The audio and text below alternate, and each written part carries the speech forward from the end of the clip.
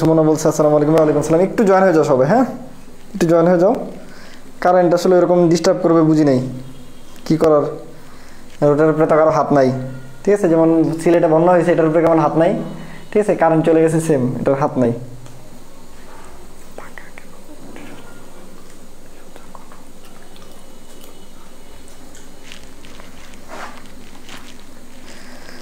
একটু শেয়ার দিয়ে দাও,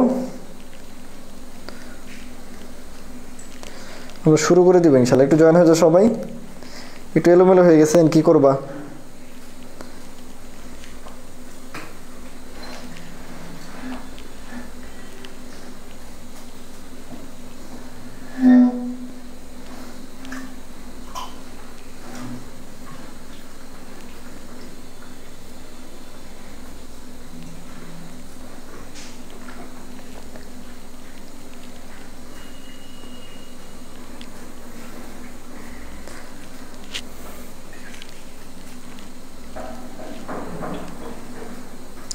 একটু জয়েন হয়ে যাও, একটু জয়েন হয়ে যাও, আমরা শুরু করে দেবো ইনশাল্লাহ।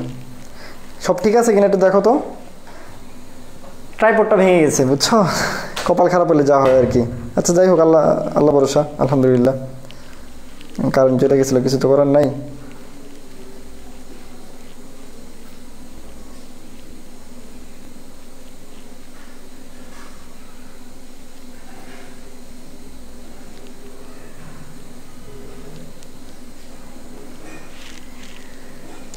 একটু জয়েন হয়ে যাও, হ্যাঁ একটু জয়েন হয়ে যাও, আমরা শুরু করে দেবো ইনশাল্লাহ।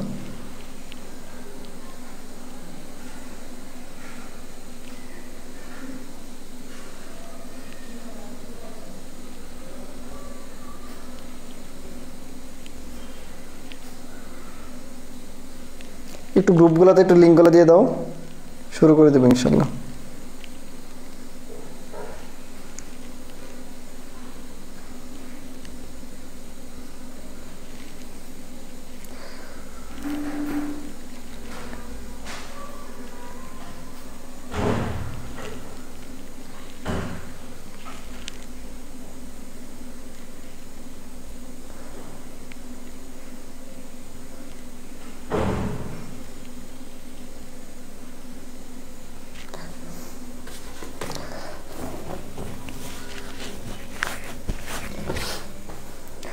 এই সব কিছু ঠিক আছে কিনা দেখো, শুরু করি আমরা।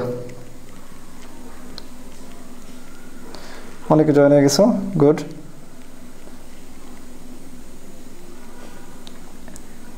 আসলে কারেন্ট চলে গেছিলো, কারেন্ট চলে যাওয়ার পরে হলো যে ঠিক করতে গেছিলাম, ভাবছিলাম ঠিক করব, আর উল্টা জিনিস হয়েছে, ট্রাইপডটা ভেঙে গেছে, ঠিক আছে। সব কিছু নিয়ে একটু হিজিবিজির মধ্যে আছি। যাই হোক, আল্লাহ ভরসা, সব কিছুর পর আলহামদুলিল্লাহ, তাই না? ঠিক আছে, সব ক্লিয়ার আছে? তাহলে আমরা শুরু করি, বিসমিল্লাহ বলে।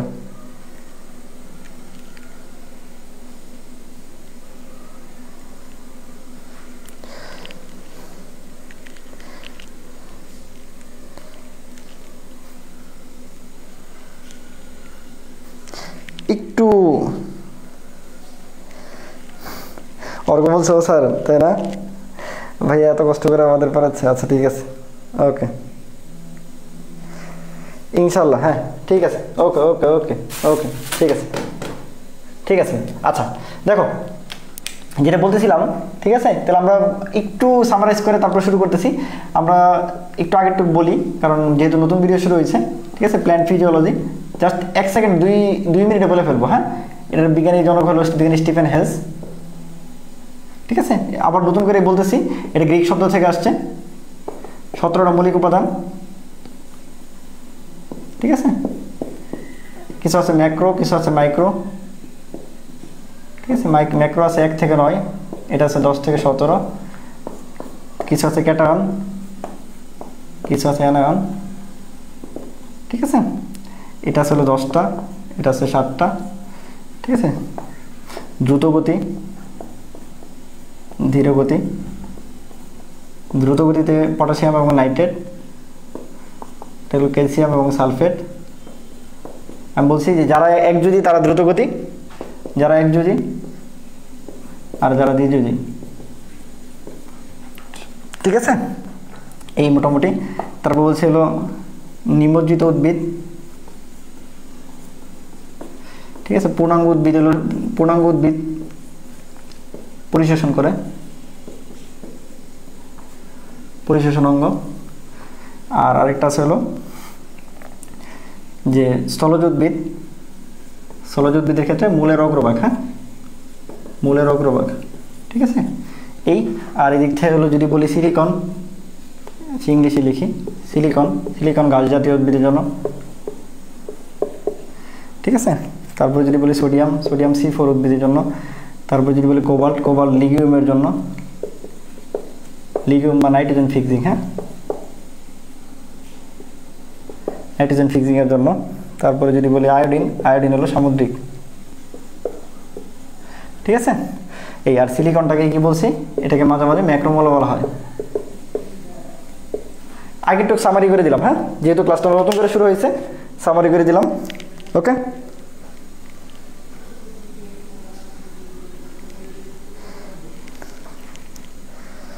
লেখা বোঝা যাচ্ছে না? এই এখন তো প্রবলেম হওয়ার কথা না, দেখো প্রবলেম হওয়ার কথা না, সব ঠিক আছে তো?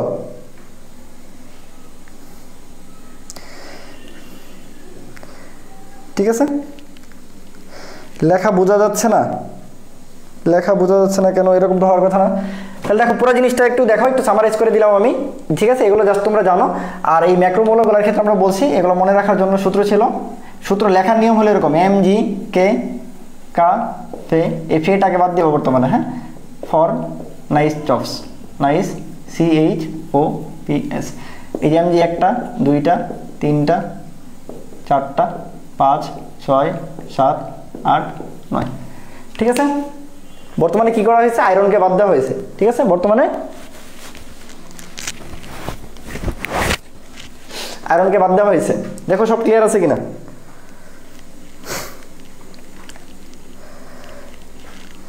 জি ভাইয়া দেখা যাচ্ছে, অবনীফের দোস্ত বলছে দেখা যাচ্ছে। একটু শেয়ার দিয়ে দাও, হ্যাঁ, একটু শেয়ার দিয়ে দাও, একটু শেয়ার দিয়ে দাও। ভিডিওটা কেটে গেছিল, একটু আমাদের লাগ খারাপ, ঠিক আছে। আচ্ছা, আর আমি যেটা বলছি প্রথম দুই পৃষ্ঠা অবশ্যই পড়বা সুন্দর করে, প্রত্যেক লাইন পড়বা, হ্যাঁ, ঠিক আছে। তাহলে আমরা এইটুকু আমাদের হলো সামারাইজ করে দিলাম। প্ল্যান্ট ফিজিওলজি, জনক হলো বিজ্ঞানী স্টিফেন হেলস, এটা একটা গ্রিক শব্দ। 17টা উপাদান, ম্যাক্রো উপাদান 9টা, মাইক্রো হলো 8টা, এর মধ্যে ক্যাটায়ন হিসেবে যায় 10টা, অ্যানায়ন হিসেবে যায় 7টা। এই ম্যাক্রো উপাদানগুলোকে MgK cafe for night chops, এর বাইরে যারা থাকবে তারাই কি উপাদান, মাইক্রো উপাদান। দ্রুতগতির আয়ন হলো যারা একযোজি, যেমন পটাশিয়াম এবং নাইট্রেট। ধীরগতি যারা দ্বিযোজি, যেমন ক্যালসিয়াম এবং সালফেট, কারণ এরা দ্বিযোজি। নিমজ্জিত উদ্ভিদের সম্পূর্ণ উদ্ভিদই হলো পরিশোষণ অঙ্গ। স্থলজ উদ্ভিদের ক্ষেত্রে মূলের অগ্রভাগে নবগঠিত অঞ্চল, নবগঠিত অঞ্চল, ঠিক আছে, নবগঠিত অঞ্চল। আচ্ছা, সিলিকন গাছ জাতীয় উদ্ভিদের জন্য, সোডিয়াম C4 উদ্ভিদের জন্য, কোবাল্টটা নাইট্রোজেন ফিক্সিং লিগিউম জাতীয় উদ্ভিদের জন্য, আয়োডিনটা সামুদ্রিক শৈবালের জন্য, ঠিক আছে, সামুদ্রিক শৈবালের জন্য, ওকে, ঠিক আছে, ওকে, মুছে দিলাম একটু, হ্যাঁ। এখন আসলে আমাদের নতুন পড়ায় শুরু করে দিই। এটুকু আগে বুঝাইছিলাম, সো এই জন্য একটু জাস্ট সামারাইজ করে দিলাম। এখন আসলে আমাদের নতুন পড়ায় শুরু করে দিই। নতুন পড়ায় দেখো আমাদের আসলে কি দুইটা মতবাদ আছে, ঠিক আছে। খনিজ লবণের প্রাপ্যতা, খনিজ লবণের প্রাপ্যতা, ঠিক আছে, খনিজ লবণের প্রাপ্যতা।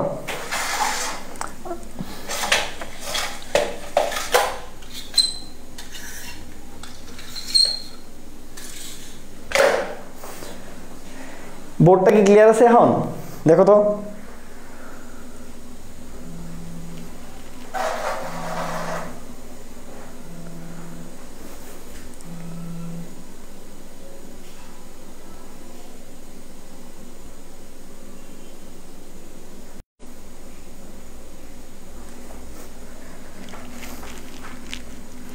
আচ্ছা ঠিক আছে, ঠিক আছে। এই খনিজ লবণ প্রাপ্যতার ক্ষেত্রে দেখো আমরা বলছিলাম কাক ভার্সেস কুকি, ঠিক আছে। কুকিলকে যেমন সবাই পছন্দ করে কিন্তু কাককে পছন্দ করে না, বাট যাই হোক আমার কাককেও পছন্দ লাগে, কারণ কুকিল সবসময় যায় কাকের বাসায় থাকে। হ্যাঁ ঠিক আছে, কুকিল সবসময় কাকের উপরে নির্ভরশীল। ঠিক আছে, যাই হোক কাক দিয়ে আসলে কিছু না, কাক দিয়ে দুটো মতবাদ, একটা হলো কা দিয়ে হলো কার্বন ডাইঅক্সাইড মতবাদ, কার্বন ডাইঅক্সাইড মতবাদ, আর হলো ক দিয়ে কি মনে রাখবা, ক দিয়ে হলো কন্ট্যাক্ট এক্সচেঞ্জ মতবাদ।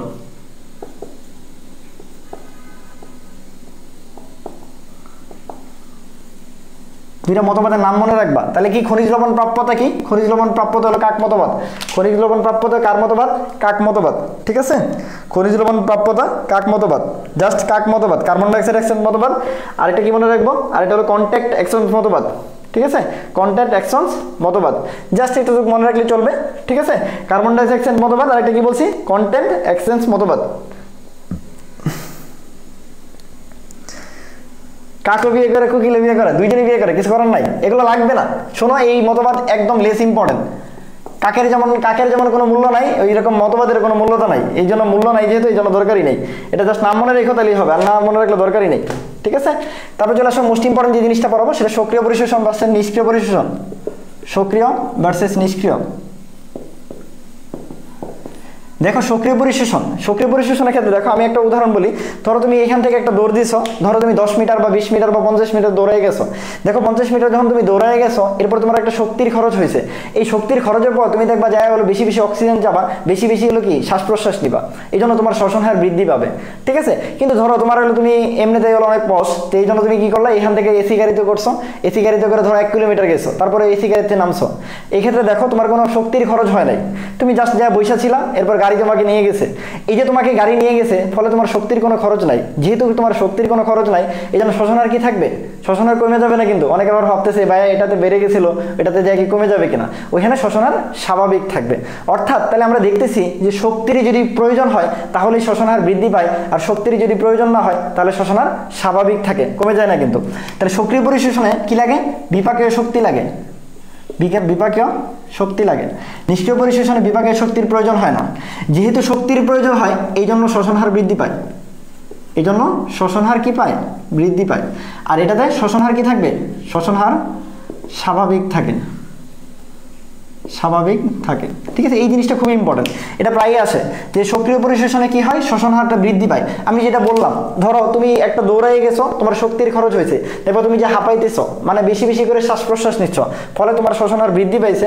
আর একজন ব্যক্তি যে হলো এসি গাড়িতে করে গেছে, তার শ্বসন হার কি থাকবে, স্বাভাবিক থাকবে। ঠিক আছে, ওকে। হ্যাঁ, নিষ্ক্রিয় মানেই শক্তির প্রয়োজন নাই। এটা পর্যন্ত ক্লিয়ার?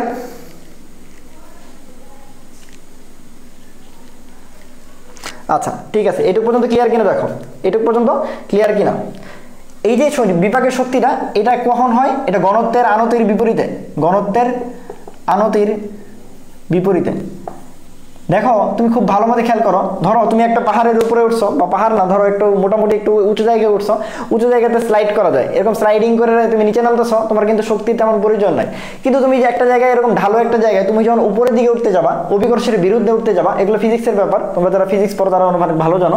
এরকম ঘনত্বের আনতির বিপরীতে যখন তুমি উঠতে যাবা, তখনই তোমার শক্তির খরচ হবে। যেহেতু ঘনত্বের আনতির বিপরীতে যায়, এই জন্য এই জায়গায় বিপাকের শক্তির প্রয়োজন হয়, এই জন্য এই জায়গায় শ্বসন হারটা বেশি হয় বা শ্বসন হারটা বৃদ্ধি পায়। ঠিক আছে, এখানে মতবাদ কয়টা আছে, এই সক্রিয় মতবাদ আছে 3টা। সক্রিয় মতবাদ কয়টা আছে, সক্রিয় মতবাদ আছে আমাদের 3টা। সক্রিয় মতবাদ আছে 3টা। দেখো 1 নম্বর সাইটোক্রোম পাম্প মতবাদ, সাইটোক্রোম পাম্প মতবাদ। ঠিক আছে, 2 নম্বর আছে হলো তোমাদের হলো প্রোটন আয়ন কোট্রান্সপোর্ট মতবাদ।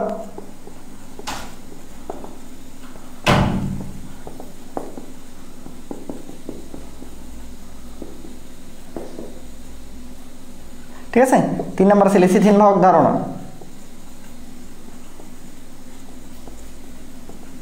এটাই অনেকবার আসে যে নিচের কোনটা সক্রিয় পরিশোষণের মতবাদ নয়, এই 3টাকেই বলা হয় সক্রিয় পরিশোষণের মতবাদ। তাহলে 1 নম্বর বলছি সাইটোক্রোম পাম্প মতবাদ। ঠিক আছে, এই মতবাদটা বিজ্ঞানী লুন্ডেগর আবিষ্কার করছে। কে আবিষ্কার করছে, বিজ্ঞানী লুন্ডেগর আবিষ্কার করছে। যেহেতু বিজ্ঞানী লুন্ডেগর আবিষ্কার করছে, এই জন্য এই মতবাদকে বলা হয় লুন্ডেগরের মতবাদ। তোমাদের বইয়ে যেটা আছে যে এই মতবাদকে কি বলা হয়, লুন্ডেগরের মতবাদ। ঠিক আছে, তাহলে এই মতবাদকে বলা হয় লুন্ডেগরের মতবাদ। ঠিক আছে, এই মতবাদকে বলা হয় কি বলছি, লুন্ডেগরের মতবাদ। এটুকু পর্যন্ত ক্লিয়ার আছে কিনা দেখো।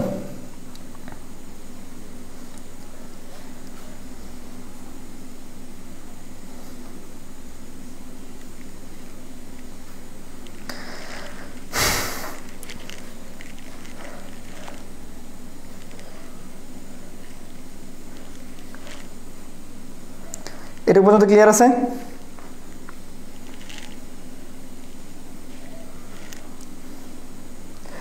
তাহলে বলছি সাইটোক্রোম মতবাদ, এটাতে কে কাজ করে? এটা লুন্ডেগর এটা আবিষ্কার করছে, এই জন্য এটার নাম লুন্ডেগর মতবাদ, প্রোটন অ্যানায়ন কোট্রান্সপোর্ট মতবাদ, আর এটা লেসিথিন বাহক ধারণা। এক্ষেত্রে দেখো মোস্ট ইম্পর্টেন্ট যে ব্যাপারটা সেটা হলো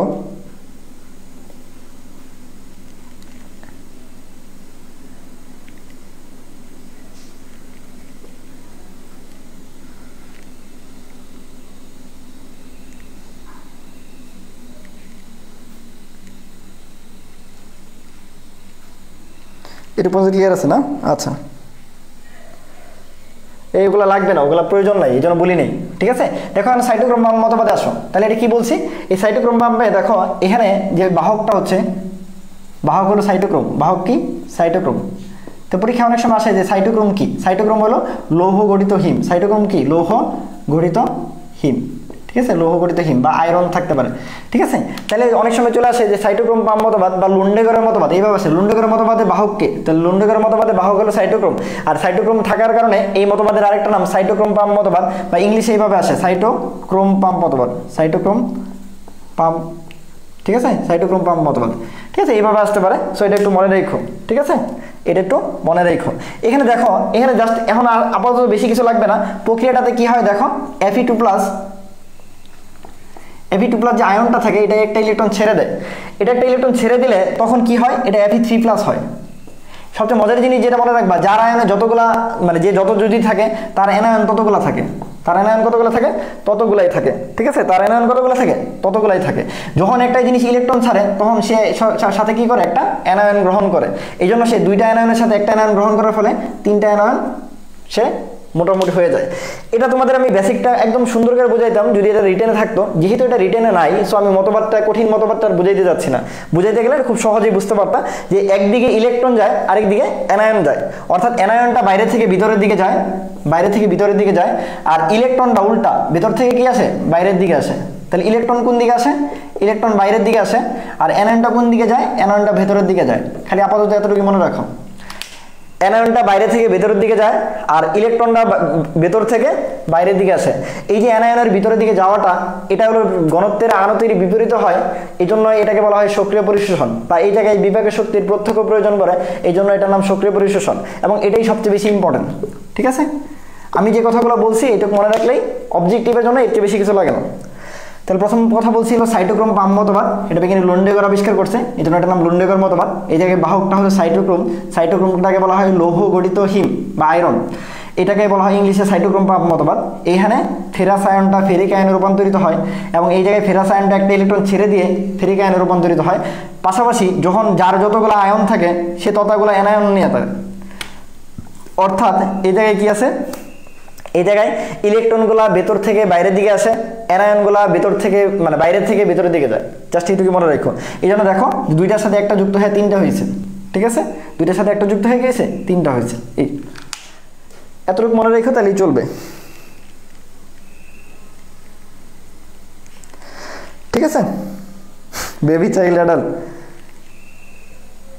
আচ্ছা ঠিক আছে, ঠিক আছে। আর এনে কি কি সাইটোক্রোম ইউজ করা হয়? এখানে সাইটোক্রোম ইউজ করা হয় তিনটা। এনে সাইটোক্রোম কি কি ইউজ করা হয়? সাইটোক্রোম ইউজ করা হয় তিনটা। একটা হলো সাইটোক্রোম এ, তারপর হলো সাইটোক্রোম সি, তারপর হলো সাইটোক্রোম বি। জাস্ট এটা মনে রেখো। ঠিক আছে, সাইটোক্রোম এ, সাইটোক্রোম সি, তারপর কি সাইটোক্রোম বি। এটা যদি মনে রেখো, এতটুকু মনে রাখলে চলবে, আর বেশি কিছু লাগবে না। ঠিক আছে, এই মতবাদে আরো অনেক কিছু, এই মতবাদে আধা ঘন্টা পড়ানোর মতো আছে, বাট আমি এখন ডিটেলসে যাচ্ছি না, যেহেতু তোমাদের এটা রিটেনে আসবে না। সো অবজেক্টিভের জন্য যতটুকু প্রয়োজন অতটুকুই বলতেছি। ওকে, ঠিক আছে। তারপর চলে আসো 2 নম্বর। 2 নম্বর মতবাদের নাম প্রোটন অ্যানায়ন কোট্রান্সপোর্ট মতবাদ। প্রোটন অ্যানায়ন কোট্রান্সপোর্ট মতবাদ। ঠিক আছে, এখানে প্রোটনের আয়ন কো ট্রান্সপোর্ট মতবাদ। ঠিক আছে, এখানে প্রোটনের আয়ন কো ট্রান্সপোর্ট মতবাদ। জাস্ট তুমি এটাই মনে রাখবা একটু যে এখানে কি হয়। ঠিক আছে, কে বাইরে যায়, কে বাইরে যায়, কে ভিতরে যায়, জাস্ট এটাই একটু মনে রেখো যে এটা যদি আমরা বহিস্থ দ্রবণ বলি আর এটা অন্তস্থ দ্রবণ, এটা বহিস্থ দ্রবণ, এটা অন্তস্থ দ্রবণ। বহিস্থ দ্রবণে কি থাকে, বহিস্থ দ্রবণে যে পটাশিয়ামটা থাকে, বহিস্থ দ্রবণে যে পটাশিয়ামটা থাকে এটা অন্তস্থ দ্রবণে যায়, আর অন্তস্থ দ্রবণে যে হাইড্রোজেনটা থাকে এটা বহিস্থ দ্রবণে চলে আসে। জাস্ট এটাই মনে রাখবা। তাহলে এই প্রোটনের আয়ন কো ট্রান্সপোর্ট মতবাদে তুমি জাস্ট খালি মনে রাখবা কতটুকু, হ্যাঁ স্যার একটা এসি কিনে দেন, নাইম ভাই একটা এসি কিনে দেন, নাইম ভাই অনেক টাকা, নাইম ভাই একটা এসি কিনে দেন। আচ্ছা, প্রোটনের আয়ন কো ট্রান্সপোর্ট মতবাদ তো কো মানে যে দুইজন নাকি সহকারী নিয়ে যায়। ঠিক আছে, একজন ভিতরে ঢোকে, একজন অন্তস্থ দ্রবণে যায়, আরেকজন বহিস্থ দ্রবণে চলে আসে, এটাকেই প্রোটনের আয়ন কো ট্রান্সপোর্ট মতবাদ বলা হইতেছে। ঠিক আছে, এতটুকু মনে রেখো, এর চেয়ে বেশি কিছু মনে রাখার দরকার নাই।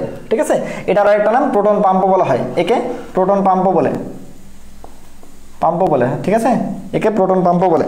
ঠিক আছে, একে প্রোটন পাম্প বলে। ঠিক আছে, আর এই মতবাদটা পিটার মিশ্চেলের কেমিওস্মোটিক মতবাদের উপর প্রতিষ্ঠিত, কেমিওস্মোটিক মতবাদের উপর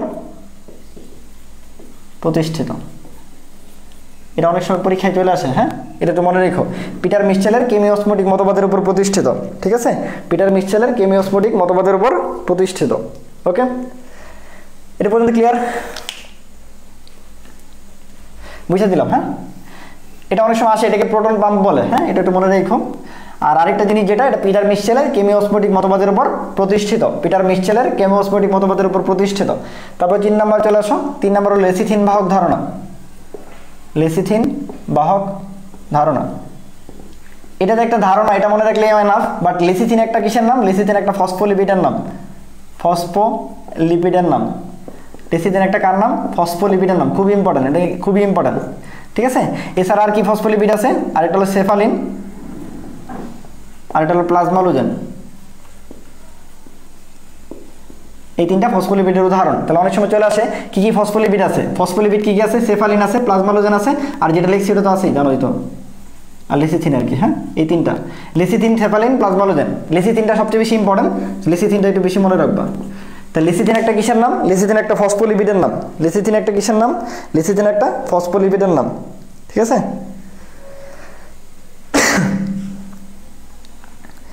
ঠিক আছে, লেসিথিন একটা ফসফোলিপিডের নাম। গুড। তারপর চলে আসে নিষ্ক্রিয় পরিশোষণ।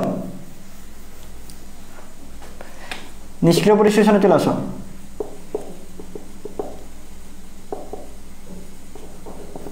প্রথমে হলো শক্তির প্রয়োজন হয়, বিপাকীয় শক্তির প্রয়োজন নাই। ঠিক আছে, বিপাকীয় শক্তির প্রয়োজন নাই। তাহলে বিপাকীয় শক্তির যেহেতু প্রয়োজন নাই, তার মানে কি হবে, শ্বসন হার স্বাভাবিক থাকবে, শ্বসন হার স্বাভাবিক থাকবে। অনেকে ভাবে কমে যাবে, না, স্বাভাবিক থাকে। শ্বসন হার কিরকম থাকে, স্বাভাবিক থাকে। ঠিক আছে, শ্বসন হারটা কিভাবে থাকে, স্বাভাবিক থাকে। এখানে নামগুলো, উদাহরণগুলো খুব ইম্পর্টেন্ট, মতবাদগুলো খুব ইম্পর্টেন্ট। ঠিক আছে, এখানে মতবাদগুলো খুব ইম্পর্টেন্ট। কি কি উপায়ে করতে পারে মতবাদগুলো, 4টা মতবাদ আছে। হ্যাঁ, এক নম্বর মতবাদের নাম হলো ব্যাপন মতবাদ। ঠিক আছে, 2 নম্বর মতবাদের নাম হলো আয়ন বিনিময় মতবাদ, আয়ন বিনিময় মতবাদ। ঠিক আছে, 3 নম্বর মতবাদের নাম হলো জনন সাম্যাবস্থা।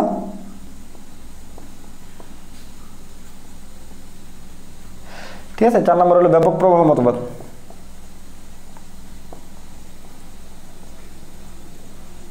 ঠিক আছে, দেখো এনে ইম্পর্টেন্ট যে ব্যাপারটা, এনে দেখো 4টা মতবাদ আছে, ব্যাপন মতবাদ, আয়ন বিনিময় মতবাদ, জনন সাম্যাবস্থা, ব্যাপক প্রবাহ মতবাদ।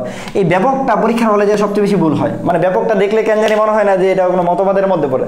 প্রথমবার যখন আমার এটা পরীক্ষা আসছিল আমি পারিনি এটা। ঠিক আছে, আমার কাছে মনে হয়েছে ব্যাপক মানে তো আমরা অন্যরকম বুঝি, এরপরে মনে হয় না যে কিরকম, মানে কেমন ব্যাপারটা হয়েছে, যে ব্যাপক ভালো হয়েছে বা ব্যাপক খারাপ হয়েছে। তো পরীক্ষার হলে যায় ব্যাপনকে দেখলে অনেকের সময় মতবাদ মনে হলেও ব্যাপককে সবার আগে বাদ দিয়ে দেয় অনেকে। সো এই জন্য এটা যদি বাদ না দাও, এটা হলো একটা ইম্পর্টেন্ট ব্যাপার। হ্যাঁ, তাহলে ব্যাপক একটা কি মতবাদ, ব্যাপক কি একটা মতবাদ। ঠিক আছে, এর পর্যন্ত ক্লিয়ার আছে?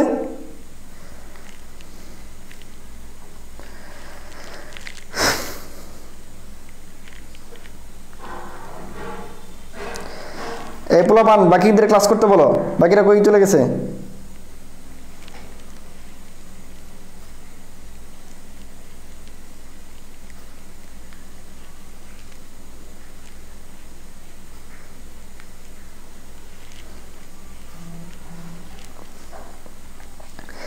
সবাই ক্লাসে ঢুকো, ক্লাসে ঢুকো, দুষ্টামি করতেছো কেন?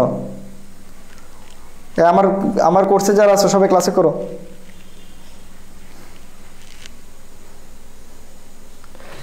ঠিক আছে, আচ্ছা এখন দেখো ব্যাপন মতবাদ এগুলোর ক্ষেত্রে যেটা মোস্ট ইম্পর্টেন্ট সেটা হলো বিজ্ঞানী নাম ওগুলো। ঠিক আছে, ব্যাপন মতবাদ আবিষ্কার করছে বিজ্ঞানী হোপ অ্যান্ড স্টিফেন্স।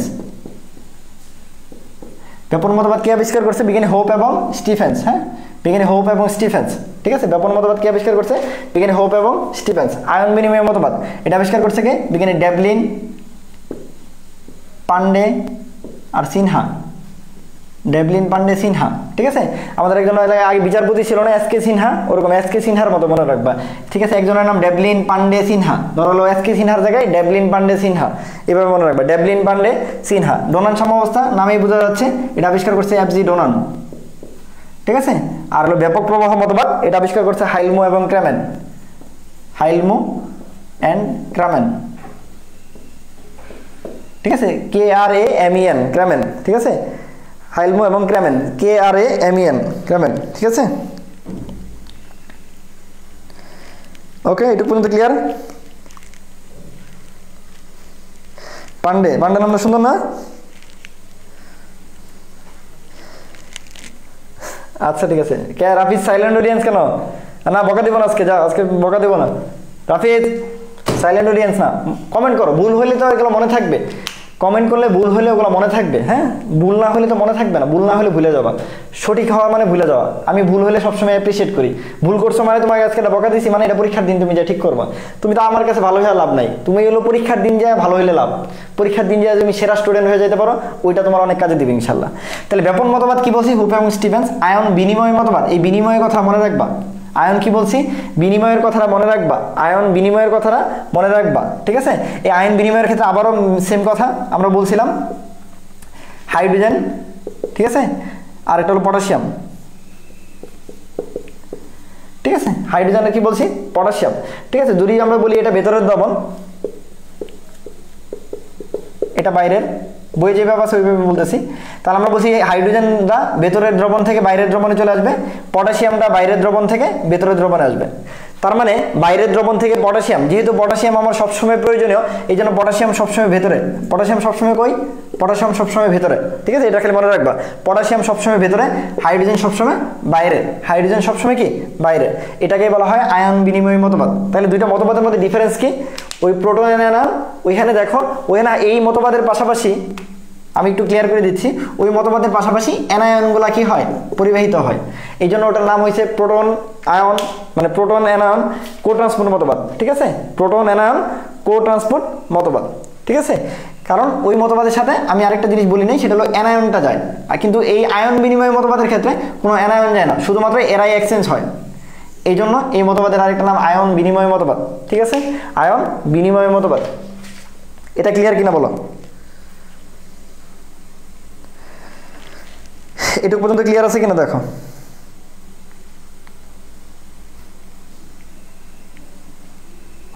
কিলবিল বান্ডে না, লাস্ট হলো এফ.জি. ডোনান। এটাকে বলা হয় হলো এফ.জি. ডোনান। আচ্ছা আমি আরেকটু সুন্দর করে লিখে দিই। ডোনান সাম্যাবস্থা তো ডোনানই আবিষ্কার করবে, এফ.জি. ডোনান, DONAN ডোনান।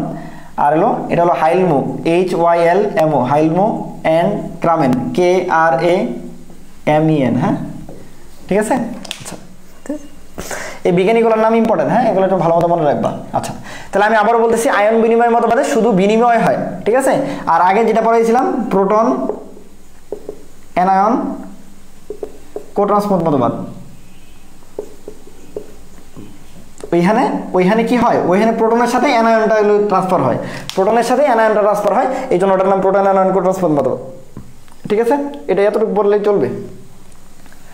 আচ্ছা, তারপর চলে আসো পরের পৃষ্ঠায়। তোমাদের বইয়ে একটা চিত্র দেওয়া আছে, পরের পৃষ্ঠায় তোমাদের বইয়ে একটা চিত্র দেওয়া আছে। চিত্রটা থেকে বলা হয়েছে সোডিয়াম পটাশিয়াম পাম্প। কি বলা হয়েছে? Sodium potassium pump. দেখো তোমাদের বইয়ে একটা চিত্র দেওয়া আছে, সোডিয়াম পটাশিয়াম পাম্প। ঠিক আছে, সোডিয়াম পটাশিয়াম পাম্প পাইছো, তোমাদের বইয়ে একটা চিত্র দেওয়া আছে সোডিয়াম পটাশিয়াম পাম্প। এই সোডিয়াম পটাশিয়াম পাম্পের ক্ষেত্রে মনে রাখবা, সোডিয়াম পটাশিয়াম পাম্পের ক্ষেত্রে মনে রাখবা, ধরো কোষের বাহির এটা যদি হয়, এটা হলো কোষের ভেতর, কোষের বাহির আর ভেতরের ক্ষেত্রে যদি মনে রাখো, ঠিক আছে, অলওয়েজ মনে রাখবা, অলওয়েজ মনে রাখবা ভেতর থেকে তিনটা সোডিয়াম বাইরে চলে যায়, আর বাইরে থেকে দুইটা পটাশিয়াম ভেতরে ঢোকে। আমি বলছি অলওয়েজ পটাশিয়াম ভেতরে ঢুকবে, ঠিক আছে। তাহলে এই সোডিয়াম পটাশিয়াম পাম্পের ক্ষেত্রে মনে রাখবা কোষের বাহিরে যায় হলো তিনটা সোডিয়াম, কোষের বাইরে যায় দুইটা পটাশিয়াম, কোষের ভেতরে ঢুকে, ঠিক আছে। তাহলে বাইরে কয়টা রইলো, বাইরে তিনটা প্লাস, ভেতরে কয়টা প্লাস, দুইটা প্লাস। তাহলে ভেতর অলওয়েজ কি থাকে, ভেতর অলওয়েজ নেগেটিভ থাকে, ভেতর অলওয়েজ কি থাকে, নেগেটিভ থাকে, ঠিক আছে, ভেতর অলওয়েজ নেগেটিভ থাকে। এটাকে বলা হয় রেস্টিং মেমব্রেন পটেনশিয়াল, এটাকে বলা হয় রেস্টিং মেমব্রেন পটেনশিয়াল। এই resting membrane potential always negative, resting membrane potential কি অলওয়েজ নেগেটিভ, ঠিক আছে, এটা একটু মনে রাখবা। তাহলে আমি কি বলছি, বইয়ে যে চিত্রটা দেওয়া আছে ওটা sodium potassium pump. Sodium potassium পাম্পের ক্ষেত্রে কি মনে রাখতে বলছি, যে মনে রাখবা তিনটা সোডিয়াম বাইরে যায়, দুইটা সোডিয়াম ভিতরে ঢোকে, ঠিক আছে, এটাকেই সোডিয়াম পটাশিয়াম পাম্প বলে। আরও অনেক ডিটেলস কথা আছে, আমি ওই ডিটেলসে যাচ্ছি না। আপাতত মনে রাখো ভেতরে যেহেতু দুইটা প্লাস, বাইরে তিনটা প্লাস, তাহলে ভেতরে একটা প্লাস কম, সে তুলনায় ভেতরে অলওয়েজ নেগেটিভ। এইটাকে বলা হয় রেস্টিং মেমব্রেন পটেনশিয়াল, যেটা অলওয়েজ নেগেটিভ থাকে। রেস্টিং মেমব্রেন পটেনশিয়াল যেটা অলওয়েজ কি থাকে, নেগেটিভ থাকে, ঠিক আছে। রেস্টিং মেমব্রেন পটেনশিয়াল সেটা কি অলওয়েজ কি থাকে, নেগেটিভ থাকে, ঠিক আছে।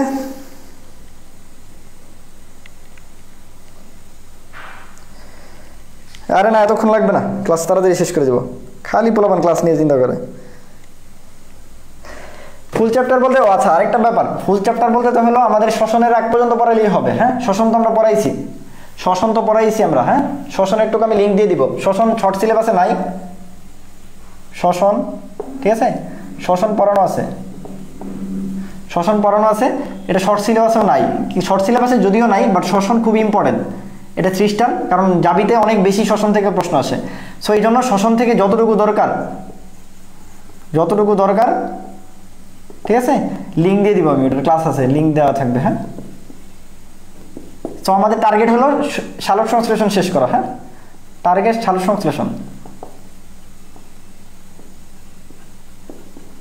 সংশ্লেষণ পর্যন্ত, হ্যাঁ, শেষ হবে ইনশাআল্লাহ। সালোক সংশ্লেষণ পর্যন্ত বেশিক্ষণ লাগবে না, ঠিক আছে। আচ্ছা, তারপরে চলে আসো দুইটার পার্থক্য, সক্রিয় ভার্সেস নিষ্ক্রিয়।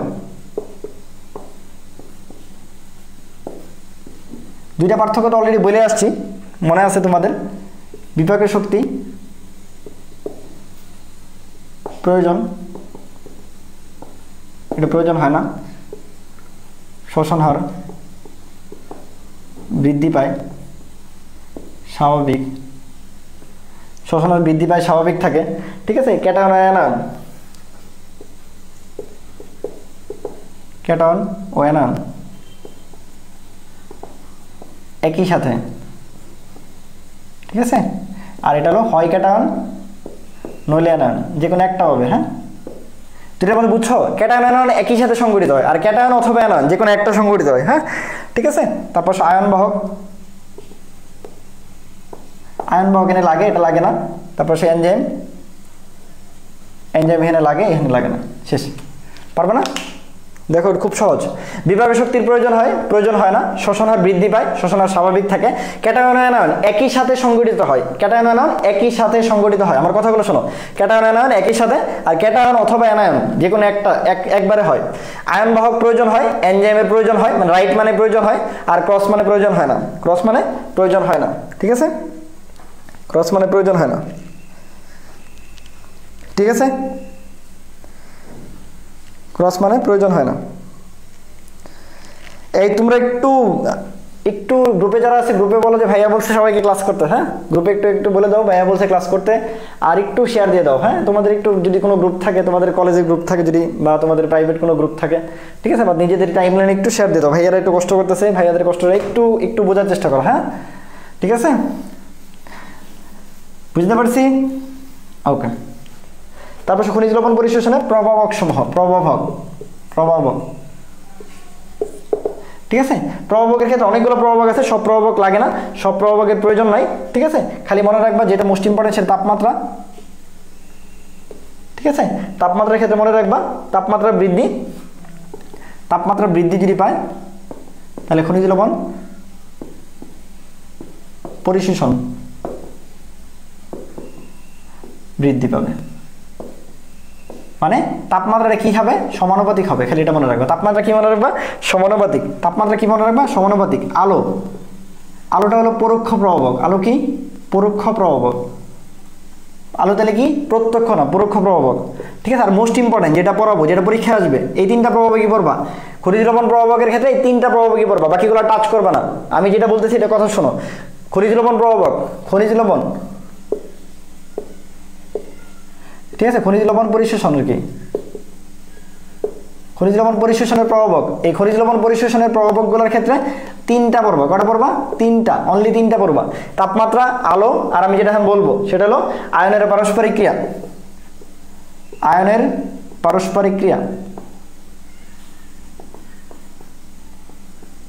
ঠিক আছে, আয়নের পারস্পরিক ক্রিয়া। ঠিক আছে, মনে রাখবা ক্যালসিয়াম এবং ম্যাগনেসিয়াম আয়নের উপস্থিতি, ক্যালসিয়াম ম্যাগনেসিয়াম আয়নের উপস্থিতি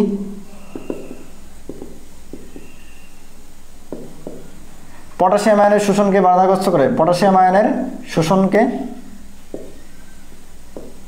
বাধাগ্রস্ত করে। এটা মাস্ট, এটা মনে রাখবাই।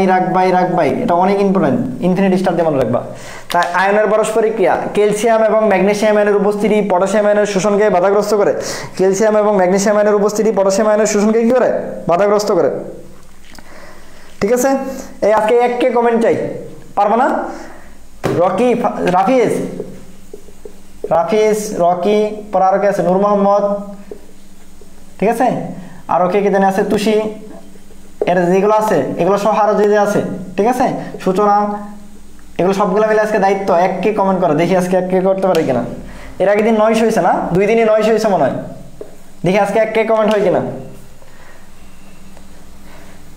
রকি, আজকে কি এককে হবে নাকি? দেখি আজকে এককে কমেন্ট করতে পারে কিনা পোলাপান। দেখি আজকে দেখি কতটুকু অ্যাক্টিভ। তাহলে আলো বলছি, আলো কিরকম প্রভাবক, আলো হলো পরোক্ষ প্রভাবক। আলো কেমন প্রভাবক, আলো পরোক্ষভাবে কাজ করে। আর আয়নের পারস্পরিক ক্রিয়া, এটা সবচেয়ে বেশি ইম্পর্টেন্ট। ক্যালসিয়াম ম্যাগনেসিয়াম আয়নের উপস্থিতি পটাশিয়াম আয়নের শোষণকে বাধাগ্রস্ত করে, পটাশিয়াম আয়নের শোষণকে কি করে, বাধাগ্রস্ত করে। এই আজকে তোমাদের দায়িত্ব, দেখি এককে কমেন্ট। অলরেডি তো হয়ে গেছে, 126টা হয়ে গেছে মনে হয়।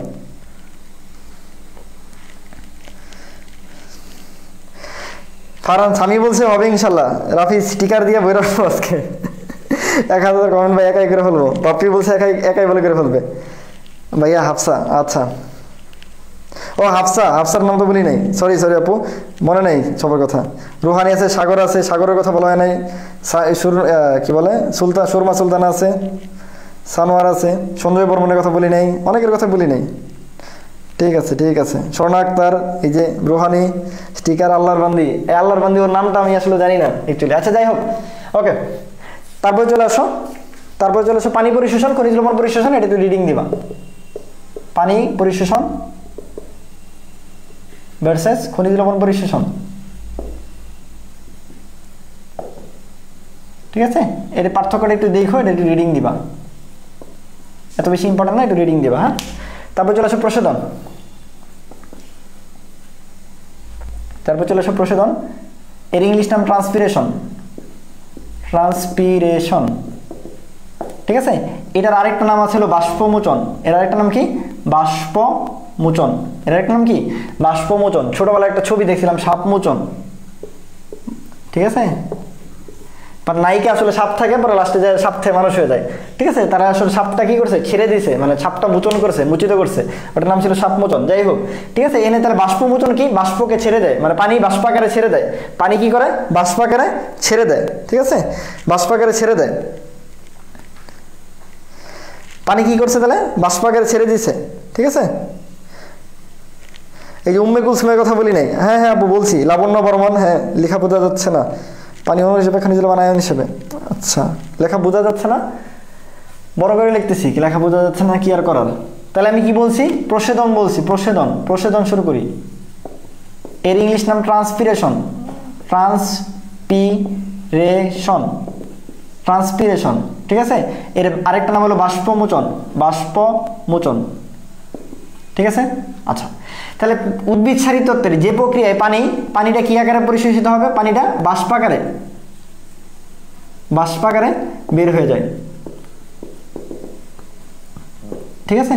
তাহলে কি বলছি, পানি কি আকারে বের হয়ে যায়, বাষ্পাকারে বের হয়ে যায়। বাষ্পাকারে যে এটা বের হয়ে যায় সেটাকেই বলা হয় হলো প্রশোধন, ইংলিশে বলে ট্রান্সপিরেশন, বাংলায় বলে বাষ্পমোচন, বাষ্পমোচন, বাষ্পমোচন। এখন তুমি আমাকে বলো, যদি উদ্ভিদ থেকে পানি তরল আকারে বের হয়ে যায়, তরল আকারে বের হয়ে যায়, তাকে কি বলে? এইটা কমেন্ট করো। পানি তরল আকারে যদি বের হয়ে যায় তাকে কি বলে? সুমাইয়া ইসলাম আশা বলছে বিসমিল্লাহ বলে স্টার্ট করে দিলাম। আচ্ছা ঠিক আছে। ফাবিয়া তুন্নুর বলছে ভাইয়া, আচ্ছা ফাবিয়া তুন্নুরের কথা বলি নাই, সরি। শুভ্রা নীলার কথা বলি নাই, হাদিয়ার কথা বলি নাই, অনেকে আছে, যাই হোক। স্বর্ণা আক্তার, আচ্ছা উম্মে কুলসুমের কথা বলছি, উম্মে কুলসুম বলছি একবার, হ্যাঁ। আচ্ছা এই বলো, এটা বলো আগে, পানি যদি তরল আকারে বের হয়ে যায় তাকে কি বলে? পানি তরল আকারে বের হয়ে গেলে, গুড। স্বর্ণা আক্তার বলছে গাটেশন, ঠিক আছে। রাফিজ বলছে চুয়ানো, হ্যাঁ গুড গুড। নুসরাত মিমের কথা বলি নাই, হ্যাঁ। নুসরাত জাহান মিম বলছে গাটেশন, শুভ্রা নীলা বলছে গাটেশন, গুড। ইন্টারাকশন করবা, হ্যাঁ। তাহলে পানি যদি তরল আকারে বের হয়ে যায় এই জিনিসটাকে বলা হয় গাটেশন, এই জিনিসটাকে কি বলা হয়? গাটেশন। বা এটা আরেকটা নাম পানি নির্গমন, বা এটার আরেকটা নাম পানি চুয়ানো, যে রাফিজ যেটা বলছে পানি চুয়ানো। এটা কি দেওয়া যায়? এটা হাইডা থুট দিয়ে যায়। কি দিয়ে যায়? হাইডা থুট দিয়ে যায়, হাইডা থুট দিয়ে যায়। হাইডা থুট দিয়ে পানি তরল আকারে বের হয়ে যাওয়াকে বলে গাটেশন বা পানি নির্গমন বা পানি চুয়ানো বা পানি কি চুয়ানো। এটা কোন কোন উদ্ভিদে হয়? এটা ঘটক উদ্ভিদে ঘটে। ঘটক, এই কে ঘটকগিরি করছো, ঠিক আছে। গ দিয়ে কি? গ দিয়ে হলো ঘাস, ক দিয়ে হলো কচু, ট দিয়ে হলো টমেটো। ঘাস কচু টমেটো, হ্যাঁ। ঘাস কচু কি? টমেটো, ঠিক আছে। ঘাস কচু কি বলছি? টমেটো। এই তিনটাতে কি হয়? এরকম হয়, ঠিক আছে। তাহলে কি বলছি, এই গাটেশন নাম একসাথে করে ফেলবো আমরা, হ্যাঁ। ঘাস কচু টমেটো, ঘটক দিয়ে মনে রাখবা, ঘটক, ঘাস টমেটো কচু, এই তিনটাতেই হাইডা থুত দিয়ে পানি তরল আকারে বের হয়ে যায়, যাকে বলা হয় গাটেশন বা পানি নির্গমন বা পানি চুয়ানো বা পানি চুয়ানো, গুড, ঠিক আছে। ঘাস কচু টমেটো, গুড। মোহাম্মদ সজীব বলছে ঘটক, গুড। সজীব, হ্যাঁ সজীবও ক্লাস করতেছে, গুড গুড। সবাই ক্লাস করতেছে, হ্যাঁ। আমরা তো অনেকেই ক্লাস করতেছে, সবার নাম তো আসলে যে বলতেছে তার কথা ইন্টারাকশন করবা, সবার কথা মনে থাকে না তো। আমি সবাইকে মোটামুটি আমি সবসময় খেয়াল করি, হ্যাঁ। কারা কারা কথা বলো না, ঠিক আছে। দেখো আমরা বলি যে 99% পানি বাষ্পাকারে বের হয়ে যায়, বাষ্পাকারে বের হয়ে যায়, ঠিক আছে। 99% পানি কি হয়? বাষ্পাকারে বের হয়ে যায়। এই জন্য বিজ্ঞানী কার্টিস একে বলছে অপ্রয়োজনীয় মঙ্গল, অপ্রয়োজনীয় মঙ্গল, বা ইংলিশে একে বলছে নেসেসারি ইভিল, হ্যাঁ। নেসেসারি ইভিল, হ্যাঁ, শয়তান আর কি, বুঝছো? নেসেসারি ইভিল, অপ্রয়োজনীয় মঙ্গল, ঠিক আছে। তাহলে বিজ্ঞানী কার্টিস একে কি বলছে? উল্টা বলছি তো, প্রয়োজনীয় অমঙ্গল আর কি, প্রয়োজনীয় অমঙ্গল, ঠিক আছে। অপ্রয়োজনীয় মঙ্গল বলে ফেলছি, প্রয়োজনীয় অমঙ্গল আর কি, হ্যাঁ, প্রয়োজনীয় অমঙ্গল। এটা পর্যন্ত ক্লিয়ার আছে? দেখো এটা পর্যন্ত ক্লিয়ার আছে কিনা।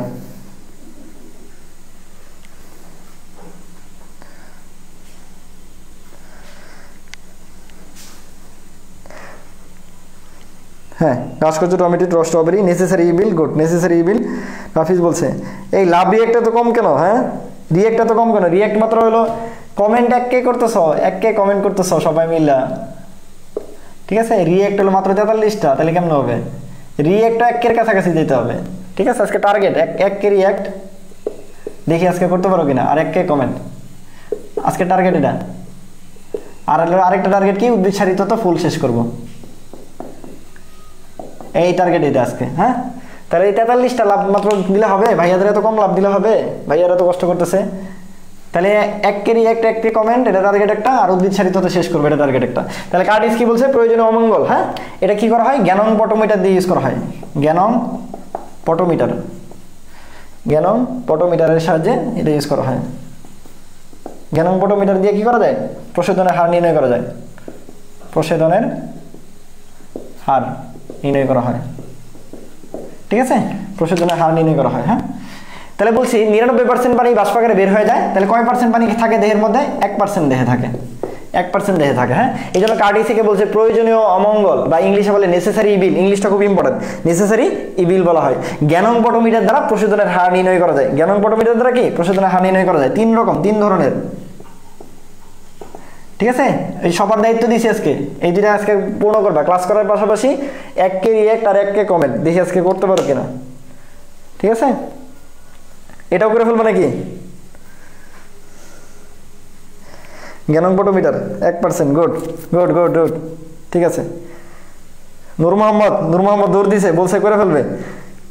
ভাই দিতে দিতে শেষ হয়ে গেছে, আবার লোড দেই। রকি তো পারফেক্ট, রকি তো বস। আচ্ছা, রকি ভাই না, রকি তো রকি ভাই। একলাই হলো একটা কি বলে, মানে পুরা কি বলে যে রাজ্য, ভারতের রাজ্য। হ্যাঁ, কর্ণাটক একলাই হলো দখল করে ফেলতেছে। হ্যাঁ, রকি ভাই, তাই না? এটা ইউনিভার্স তৈরি করে ফেলতেছে। আচ্ছা, দেখো 3 ধরনের আছে। 3 ধরনের আছে মধ্যে কি আছে বলছি? ঠিক আছে, 3 ধরনের মধ্যে আছে। 1 নম্বর আছে পত্ররন্ধ্রীয়, 2 নম্বর আছে হলো কি আমরা জানি হলো ত্বকীয়, আরেক নাম হলো লেন্টিকুলার। ঠিক আছে, ত্বকীয় বা কিউটিকুলার, লেন্টিকুলার দিয়ে ফেলছি কেন? ত্বকীয় বা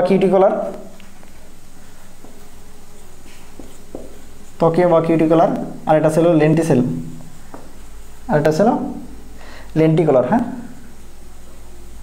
আচ্ছা, তা আমরা জানি পত্ররন্ধ্রীয় যেটা আছে, পত্ররন্ধ্রীয় এটাই হলো মূলত সবচেয়ে বেশি যায়, তারপরে ত্বকীয়, তারপরে কি কিউটিকুলার। ঠিক আছে, এই ক্ষেত্রে দেখো তোমাদের বইয়ে যেটা বলা আছে যে 95 থেকে 98 ভাগ। পত্ররন্ধ্রের ক্ষেত্রে কত ভাগ? 95 থেকে 98 ভাগ, 95 থেকে 98 ভাগ। ঠিক আছে, তাহলে মোট দেখো 99%, 95 থেকে 98 ভাগই কি পত্ররন্ধ্র দিয়ে যায়। ঠিক আছে, 95 থেকে 98 ভাগ। এর মধ্যে আমরা জানি পত্ররন্ধ্রের মধ্যে সবচেয়ে বেশি পত্ররন্ধ্র কই থাকে?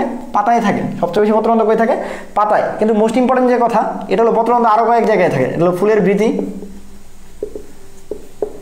আর পাপড়িতেও থাকে। এই দুইটা আসলে পরীক্ষায় ভুল করে ফেলে সবাই।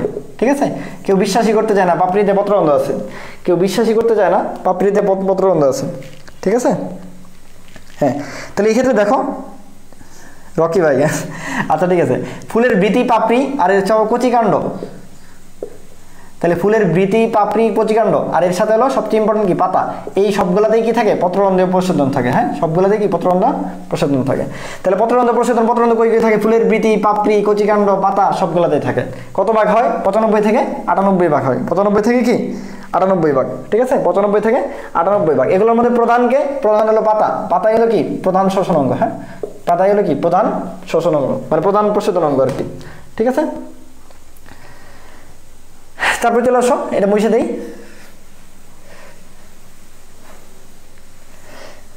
দেখবো আজকে রকি ভাই কতদূর কি করতে পারে। হ্যাঁ, কেজিএফ চ্যাপ্টার 2 পরে কেজিএফ চ্যাপ্টার 3 চলে আসতেছে। রকি ভাই দেখি কি করে আজকে। ঠিক আছে, তারপর চলে আসো ত্বকীয় বা কি বলছি কিউটিকুলার। ঠিক আছে, কিউটিকুলার কি। হ্যাঁ, আচ্ছা, এই কিউটিকুলার বা ত্বকীয়র ক্ষেত্রে দেখো আমরা জানি যে রাসায়নিক পদার্থ যে থাকে, অবেদ্য একটা হলো কি কিউটিনের আবরণ থাকে। ঠিক আছে, তোমাদের যদি একটু ক্লিয়ার করি, দেখো নূর মোহাম্মদ, বাচ্চারা কমেন্ট করে হাঁপিয়ে গেছে, কিছু টিফিন করে না। আচ্ছা, দেখো কিউটিন হলো স্নেহ জাতীয় পদার্থ। কিউটিন কি স্নেহ জাতীয় পদার্থ। আর এই কিউটিনের যে আবরণ থাকে, ঠিক আছে, যেটা অবেদ্য, সেটাকেই বলা হয় কিউটিকল। ঠিক আছে, সেটাকে বলা হয় কি কিউটিকল। ঠিক আছে, আর এই কিউটিকলের যে প্রশোধন, এটাকে বলা হয় হলো ত্বকীয় প্রশোধন। এটাকে কি বলা হয়? ত্বকীয় প্রশোধন। এটাকে কি বলা হয়? ত্বকীয় প্রশোধন বলা হয়। ঠিক আছে, এটাকে বলা হয় কি ত্বকীয় প্রশোধন। এটা কয় পার্সেন্ট হয়? দেখো ওইখানে তুমি যদি খেয়াল করো, ওটা বলছো তুমি 95 থেকে 98 ভাগ। তাহলে 100 করতে গেলে এটা কি 2 লাগে, আর 100 করতে গেলে কত লাগে? 5 লাগে। তাহলে খুব সহজেই বোঝা যায় না যে 2 থেকে 5%, 2 থেকে কয় পার্সেন্ট? 5%। ঠিক আছে, বুঝছো এটা কেমনে 2 থেকে 5%? হ্যাঁ, এখন তুমি তো বলতে পারো ভাইয়া এনে তো 100 হয়ে গেল, এটা 100 হয়ে গেল, তো এই 100 তো হয়েই গেছে। তাহলে ভাই এরপরে যে আছে লেন্টিকুলার, ওইটা কই হবে? তো আসলে লেন্টিকুলারটা আমি মনে রাখতাম লনলি দ্বারা, ঠিক আছে, লনলিতে এল আছে না, এই জন্য 1% থাকে মাত্র, মানে মাঝে মাঝে কোনো জায়গায় যদি কম হয় ওই 1% লেন্টিকুলারে যায়, ওই 1% কই যায়, লেন্টিকুলারে যায়, ঠিক আছে, বুঝতে পারছি, ওই 1% কই যায়, লেন্টিকুলারে যায়, ঠিক আছে। এগুলো অনেকের ঝামেলা বাদে, এই জন্য ক্লিয়ার করে দিলাম একটু, হ্যাঁ ঠিক আছে, একটু ক্লিয়ার হয়েছে কিনা দেখো।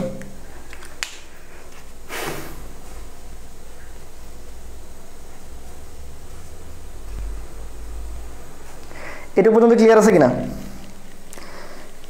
বুঝছি, গুড। হ্যাঁ হ্যাঁ, এই চ্যাপ্টারের উপরে এক্সাম হবে, হ্যাঁ ঠিক আছে। আর একটু তোমরা শেয়ার দিয়ে দাও, হ্যাঁ একটু শেয়ার দিয়ে দাও, শেয়ার না দিলে তো ওই এক হবে না। আজকে দেখবো আমি ক্লাস শেষ করে দেখবো যে ভাই আর কথা কত দূর রাখতে পারছে। আজকে 2টা টার্গেট দিছি, আজকে দেখি কি করে পোলাপান। তা লেন্টিকুলার কয় পার্সেন্ট, 1%। এটা অনেকে কিউটিকুলার সাথে ঝামেলা বাজে, এই জন্য লেন্টিকুলার লনলি মনে রাখবা, লনলি, এটা কিন্তু পরীক্ষার কিছু না, লনলি মনে রাখার জন্য, হ্যাঁ। তা লেন্টিকুলার 1%, কিউটিকুলার 2 থেকে 5%। 2 থেকে 5% কেন, এই যে 2 থেকে 5% এইটুকু, ঠিক আছে। আচ্ছা ঠিক আছে, হাফসা বলছে জি ভাই ক্লিয়ার, উম্মে কুলসুম ক্লিয়ার, আল্লাহর বান্দি ওই কমেন্টও করো সবাই। আচ্ছা, জীবনটা তো আমার লনলি। রকি ভাই, রকি ভাই তো কেন লনলি, কি বলে। শুভ্রা নীলা বলছে কাণ্ডের কর্টেশ্বর স্থান পেটে গিয়ে লিন্ডিসেলের 30 টাকা, গুড, ওটা 1%, হ্যাঁ ঠিক আছে, ওগুলো একটু দেখতে পারো, আমরা অতটুকু ডিটেলসে যাচ্ছি না, ঠিক আছে। আচ্ছা ঠিক আছে, তারপর চলে আসলো পত্ররন্ধ, তারপর আমাদের টপিক হলো পত্ররন্ধ। ইংলিশে কি বলে একে, স্টোমাটা, ঠিক আছে। তো এটা এইভাবে না লিখে এইভাবে আসে অনেক সময়, যে স্টোমাটা, একই জিনিস, হ্যাঁ। এটা স্টোমাটা মানে পত্ররন্ধ। পত্ররন্ধে কি থাকে আমরা জানি, 2টা রক্ষী কোষ দিয়ে বেষ্টিত, 2টি রক্ষী কোষ দ্বারা বেষ্টিত,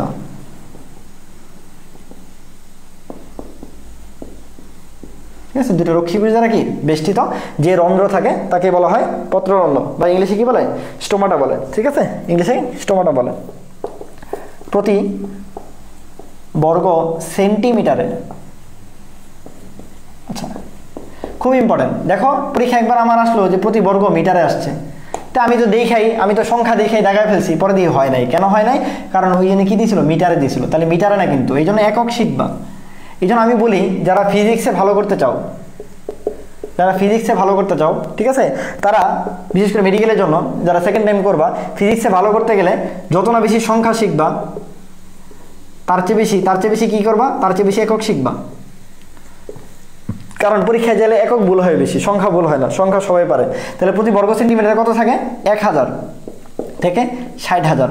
আরেকটা জিনিস শূন্য খুব ইম্পর্টেন্ট, হ্যাঁ। পরীক্ষায় গেলে কি হবে মনে হলে, একটাতে মিটার না, তাহলে একে প্রথমে মনে রাখবো প্রতি বর্গ সেন্টিমিটার, মিটার না, মুছে দিলাম, মিটার না। আচ্ছা, সেকেন্ড কি মনে রাখবো, এখানে 3 শূন্য, এখানে 4 শূন্য, ঠিক আছে, কয় শূন্য, 3 শূন্য 4 শূন্য। কেন, পরীক্ষা নিলে যেমন হবে যে 1000 থেকে 6000 জায়গায়, এটা তো সুন্দর দেখা যাচ্ছে, 1000 থেকে 6000 জায়গায় একটা শূন্য হারাই যাবে, হ্যাঁ, একটা শূন্য কি হারাই যাবে, ঠিক আছে।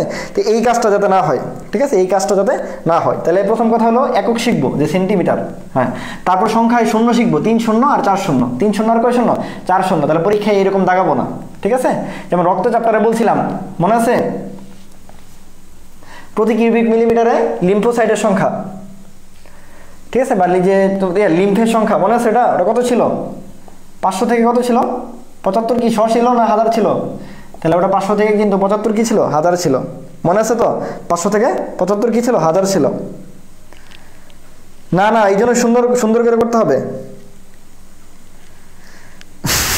আর মাত্র 10 মিনিটে ক্লাস শেষ করে ইতিহাস করে ফেলবো, হ্যাঁ।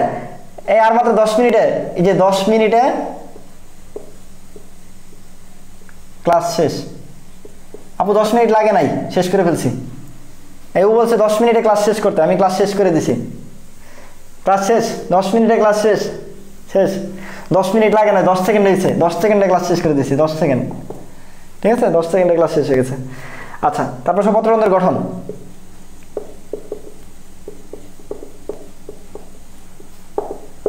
পত্ররন্ধ্রের গঠনে চলে আসো, আর বেশিক্ষণ লাগবে না রে, আমরা তো অনেকটাই পড়ায় ফেলছি, ঠিক আছে। পত্ররন্ধ্রের গঠনে কি থাকে, আমরা বলছি 2টা রক্ষী কোষ থাকবে, 2টা রক্ষী কোষ দিয়ে বেষ্টিত থাকবে। তারপর যদি বলি ক্লোরোপ্লাস্ট থাকবে, যেহেতু পত্ররন্ধ্র, ঠিক আছে। তারপর মাইটোকন্ড্রিয়া থাকে, ঠিক আছে, কিছু বৃহৎ আকৃতির কোষ থাকে, তার নাম সহকারী কোষ। কি নাম? সহকারী কোষ। হ্যাঁ, বৃহৎ আকৃতির ভিন্ন আকৃতির কিছু কোষ থাকে। হ্যাঁ, বৃহৎ আকৃতি না বলে ভিন্ন আকৃতির কিছু কোষ থাকে, যার নাম কি? সহকারী কোষ। হ্যাঁ, যার নাম কি? সহকারী কোষ। এছাড়া কি থাকে? এছাড়া একটা নিউক্লিয়াস থাকে। ঠিক আছে, এছাড়াও কি থাকে? নিউক্লিয়াস থাকে। এগুলো একটু মনে রেখে তাহলেই হবে। ঠিক আছে, পত্ররন্ধ্র কি করে? পত্ররন্ধ্রের ক্ষেত্রে মজার জিনিস হলো এরা সকাল 10টা থেকে 11টা আর দুপুর 2টা থেকে 3টা। ঠিক আছে, এই দিনটা খোলা থাকে। ঠিক আছে, বাকি সময় এটা পূর্ণাঙ্গ খোলা থাকে। হ্যাঁ, ঠিক আছে, বাকি সময় কি থাকে? আংশিক খোলা থাকে। ঠিক আছে, বাকি সময় আংশিক খোলা। আর রাত্রিতে কি থাকে? রাত্রিতে বন্ধ থাকে। ব্যতিক্রমকে তোমরা সবাই জানো, পাথরকুচি। আচ্ছা, এখন তোমাদের আমি একটা প্রশ্ন করব। এই পাথরকুচি, এই প্রশ্নের আনসার সবাই দিবা, এই প্রশ্নের আনসারটা সবাই দিবা। ঠিক আছে, যে পাথরকুচি, পাথরকুচি। এখন তোমাকে যদি বলা হয় রাত্রিতে পত্ররন্ধ্র খোলা থাকে কোন অঞ্চলের উদ্ভিদগুলোতে, কোন অঞ্চলের উদ্ভিদগুলোতে, তোমাকে যদি বলি জলজ উদ্ভিদ, তোমাকে যদি বলি মরুজ উদ্ভিদ, তোমাকে যদি বলি লোনামাটির উদ্ভিদ, এই আনসার করো 1 2 না 3 বলো। পাথরকুচি বলছি, পাথরকুচি তো সবাই জানো। এই পাথরকুচিটা কার আনসার? পাথরকুচি কোন জায়গায়? জলজ উদ্ভিদ, মরুজ উদ্ভিদ, লোনামাটির উদ্ভিদ, তাড়াতাড়ি বলো। নূর মোহাম্মদ বলছে 1, সুপ্রানীলা পাথরকুচি। পাথরকুচি তো বুঝছি, এই পাথরকুচি বুঝছি আমি। পাথরকুচিটা কোন উদ্ভিদ? জলজ উদ্ভিদ, মরুজ উদ্ভিদ, লোনামাটির উদ্ভিদ?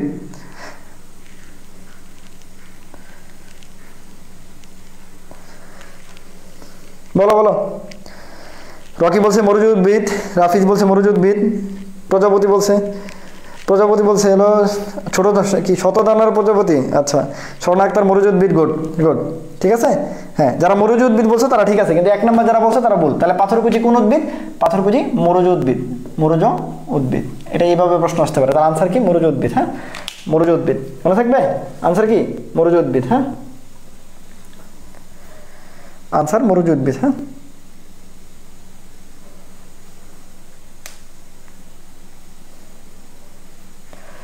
গুড, মরুজ উদ্ভিদ। হ্যাঁ, ঠিক আছে।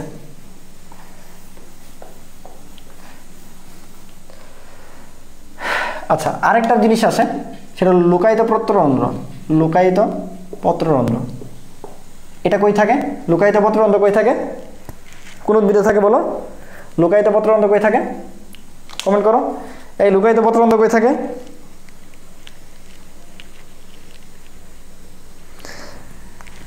দেখি কমেন্ট করো তো, লুকায়িত পত্ররন্ধ্র কই থাকে?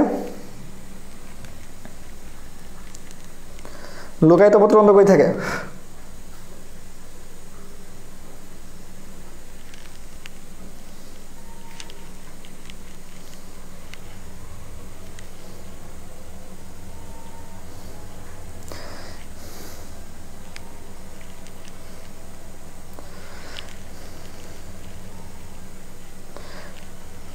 চারশো কমেন্ট ডান। মরুজ উদ্ভিদ, গুড, ভুলে গেছি। 400 কমেন্ট ডান। এই আনসার করো আগে। লুকায়িত পত্ররন্ধ্র কই থাকে? তাড়াতাড়ি বলো, তাড়াতাড়ি বলো, তাড়াতাড়ি।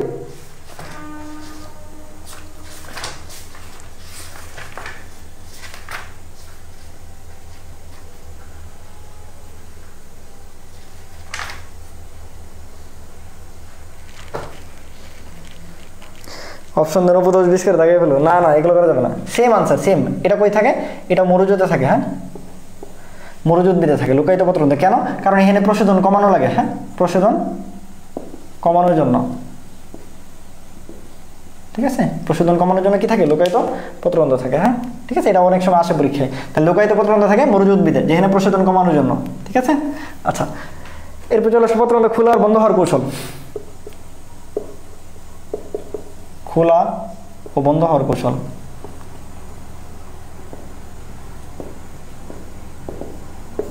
ঠিক আছে, 1 নম্বর যদি নর্মালি বলি যে কেন পত্ররন্ধ্র খোলা আর বন্ধ হয়, এটা রক্ষী কোষের স্ফীতির কারণে।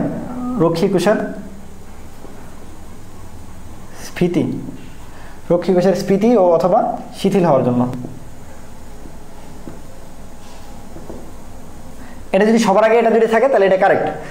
এক নম্বর পয়েন্টের নাম কি বলছি, রক্ষী কোষের স্ফীতি বা শিথিলতার জন্য, স্ফীতি বা শিথিলতার জন্য। ঠিক আছে, মেন যদি তিনটা প্রভাবক বলি, তিনটা যদি প্রভাবক বলি তাহলে তিনটা প্রভাবক হলো সবচেয়ে বেশি ইম্পর্টেন্ট প্রভাবক হলো আলো, এরপরে হলো তাপমাত্রা। ঠিক আছে, আলো, তাপমাত্রা, এটা জলীয় বাষ্প, এই তিনটা নাম মনে রাখবা। খোলা বন্ধ হওয়ার জন্য তিনটা প্রভাবক যদি স্পেসিফিক্যালি বলি তাহলে আলো, তাপমাত্রা, জলীয় বাষ্প। আরো অনেক প্রভাবক আছে, আবার পড়াবো আমরা, বাট এই তিনটার নাম মনে রাখবো। ঠিক আছে, তারপর 3 নম্বর চলে আসো বিজ্ঞানী মল, বিজ্ঞানী বর্ণমল। ঠিক আছে, বিজ্ঞানী এইচ বর্ণমল, বিজ্ঞানী এইচ বর্ণমল উনি কি বললো, উনি বললো এই রক্ষী কোষের স্ফীতির কারণে, উনি বললো যে এই রক্ষী কোষের স্ফীতি বা হলো শিথিলতার জন্য পত্ররন্ধ্র খোলা আর বন্ধ হয়। পরবর্তীতে এসে মলের কথা পছন্দ হলো না, বিজ্ঞানী লয়েড বললো না। ঠিক আছে, এই পত্ররন্ধ্র খোলা আর বন্ধ হওয়া নির্ভর করে স্টার্চ গ্লুকোজ মতবাদ। ঠিক আছে, স্টার্চ গ্লুকোজ মতবাদ, গ্লুকোজ না বলে বলি স্টার্চ সুগার মতবাদ বলি, স্টার্চ সুগার মতবাদ। লয়েড কি বললো, লয়েড এসে বললো না এটার নাম স্টার্চ সুগার মতবাদ। এখন দেখো স্টার্চ সুগার মতবাদে কি বলতে পারি, স্টার্চকে কি বলতে পারি, শ্বেতসার বলতে পারি, আর সুগারকে কি বলতে পারি, চিনি বলতে পারি। তাহলে এটার আরেকটা নাম হলো শ্বেতসার চিনি মতবাদ। ঠিক আছে, এই মতবাদের ব্যাখ্যার মধ্যে হলো উনি কি বলছিল, চিনিটা পানিতে দ্রবণীয়, পানিতে দ্রবণীয় মানে অন্তঃবিস্রবণ ঘটবে, পানিতে দ্রবণীয় মানে অন্তঃবিস্রবণ ঘটবে। সুগারটা পানিতে দ্রবণীয়, অন্তঃবিস্রবণ ঘটবে, অবিস্রবণিক চাপটা বাড়বে। হ্যাঁ,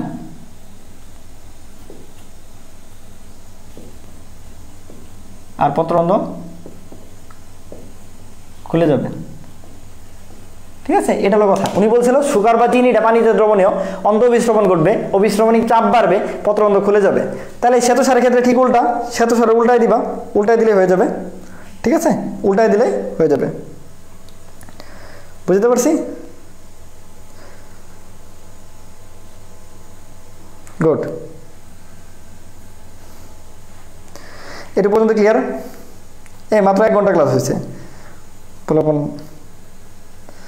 ও 430 হয়ে গেছে, খালি রিয়েক্টে যাইতে পারতেছ না, আর বাকি সব ঠিক আছে, কমেন্ট দিয়ে তো উড়াই ফেলছো। আচ্ছা দেখি, ওকে হয়ে যাবে, সমস্যা নেই, ইনশাল্লাহ আস্তে আস্তে হয়ে যাবে। তাহলে কমেন্ট করতে থাকো, যত মন চাই করতে থাকো। আচ্ছা তাহলে বুঝছো এটা লয়েডের মতবাদ বুঝছো? তাহলে শ্বেতসারের ক্ষেত্রে কি হবে, স্টার্চ বা শ্বেতসারের ক্ষেত্রে উল্টা ঘটনা ঘটবে, পানিতে অদ্রবণীয় হবে, বহি অবিস্রবণ ঘটবে। ঠিক আছে, অবিস্রবণিক চাপ কমবে, বন্ধ হয়ে যাবে। ঠিক আছে, বুঝছো? তাহলে এটাকে বলা হয় শ্বেতসার চিনি মতবাদ বা স্টার্চ সুগার মতবাদ। এখন এই মতবাদের মধ্যে কি করলো উনি, আইসা পরবর্তীতে আরেকজন বিজ্ঞানী আইসা একটু চুরি করলো কি, বিজ্ঞানী স্যারি, 4-5 নম্বর কি, বিজ্ঞানী স্যারি এসে বললো যে না আমি সব ঠিক আছে, আমি মানলাম, কিন্তু এটা সবকিছু নির্ভর করে পিএইচ এর উপরে। সবকিছু কি এর উপরে নির্ভর করে, পিএইচ এর উপরে। উনি বলছে যে শ্বেতসার বা স্টার্চ যদি পিএইচ 7 থাকে,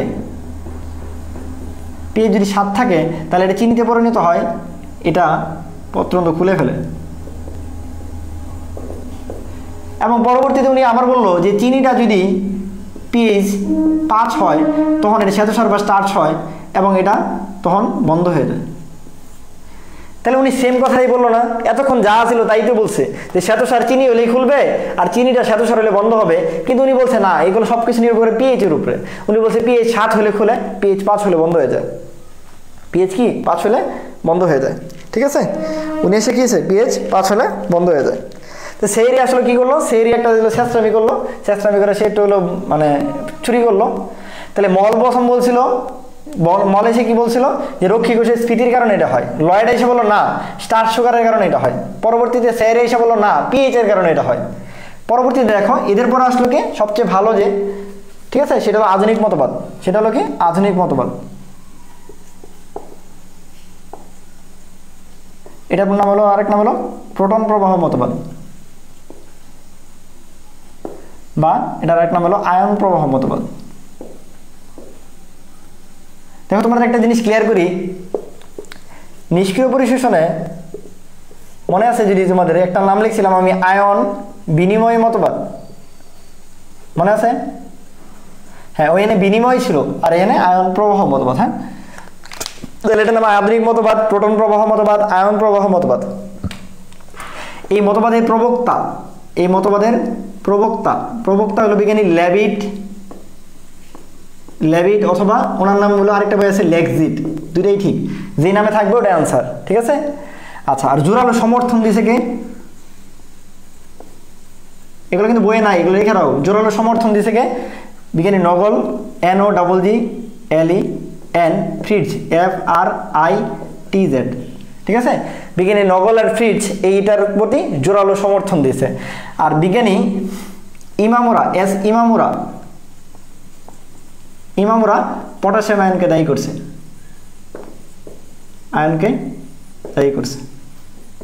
এই তিনটা বিজ্ঞানীর নাম মনে রাখবা, ঠিক আছে? এই বুঝছো কিনা? তাহলে দেখো আবারও বলতেছি, এটার প্রবক্তা হলো বিজ্ঞানী লেভিট বা লেক্সিট, এটা জোরালো সমর্থন দিয়েছে বিজ্ঞানী নগল আর ফ্রিটজ, আর ইমামরা বলছে যে পটাশিয়াম আয়ন এটার জন্য দায়ী। পটাশিয়াম আয়ন কি এটার জন্য দায়ী, ঠিক আছে? এইটুকু পর্যন্ত ক্লিয়ার কিনা দেখো।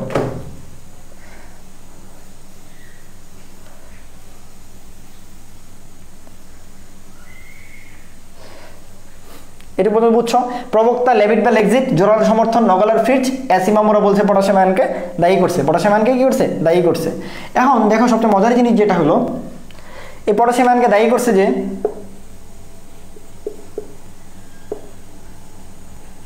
পটাশিয়াম আয়নকে দায়ী করে কি করছে, যে পটাশিয়াম আয়ন তো একা ঢুকবে না, সাথে কারা নিবে? পানি।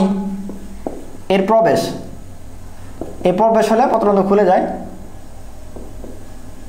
আর পটাশিয়াম আয়ন এবং পানি নির্গমন হলে বন্ধ হয়ে যায়, ঠিক আছে? তাহলে পটাশিয়াম আয়নের প্রবেশ ঘটলে সাথে পানি, পটাশিয়াম আয়ন এবং পানি প্রবেশ, পত্ররন্ধ্র খুলে যায়, পটাশিয়াম আয়নের নির্গমন, পত্ররন্ধ্র কি হয়ে যায়? বন্ধ হয়ে যায়। ও কিন্তু সেম কথাই বলছে। তাহলে প্রথম জন বলছিল যে রক্ষী কোষ বড় হয় আর ছোট হয়, এই জন্য পত্ররন্ধ্র খুলে পড়ে। পরে এসে লয়েড বললো না, স্টার্চ আর সুগারের কারণে পত্ররন্ধ্র খুলে আর বন্ধ হয়। পরবর্তীতে স্যার এসে বললো না, পিএইচ এর কারণে এটা হয়। পরবর্তীতে আধুনিক মতবাদে আসলো বিজ্ঞানী লেভিট বা লেক্সিট, ওনারা এসে বললো পটাশিয়াম আয়নের জন্য এটা হয়, এবং এই পটাশিয়াম আয়নটা প্রমাণ করছে হলো বিজ্ঞানী ইমামুরা, উনি এটা প্রমাণ করছে। এবং এই যে পটাশিয়াম আয়নটা, এই আয়নটা কে গ্রহণ করে হলো ম্যালিক অ্যাসিড। কে গ্রহণ করে? Malic acid. কি উৎপন্ন করে? ম্যালেট উৎপন্ন করে। এটা তো মনে রাখবা, কার সাথে যুক্ত হয়? ম্যালিক অ্যাসিডের সাথে যুক্ত হয়, ঠিক আছে? কিন্তু যদি পানির অভাব দেখা দেয়, তাহলে হয় হলো অ্যাবসিসিক অ্যাসিড, অ্যাসিড। দেখো আমি যেভাবে পড়াচ্ছি এগুলো কিন্তু বইয়ে সুন্দর করে ওইভাবে নাই, শুধু বলা আছে তোমাদের অ্যাবসিসিক অ্যাসিড। পরীক্ষা আসে কার সাথে যুক্ত হয়, পরে সবাই অ্যাবসিসিক অ্যাসিড দেখায় আসো, আনসার হবে ম্যালিক অ্যাসিড, ঠিক আছে? বইয়ে কিন্তু শুধু ম্যালেটের কথা লেখা আছে, বইয়ে দেখো তুমি, বইয়ে শুধু ম্যালেটের কথা লেখা আছে। ম্যালেটটা আসলে কই থেকে আসে? ম্যালিক অ্যাসিডের সাথে আসে। তাহলে পটাশিয়াম আয়ন যুক্ত হয় ম্যালিক অ্যাসিডের সাথে, পানির অভাব দেখা দিলে তৈরি হয় অ্যাবসিসিক অ্যাসিড। এই পর্যন্ত ক্লিয়ার কিনা দেখো? পানির অভাব দেখা দিলে তৈরি হয় কি? Abscisic acid.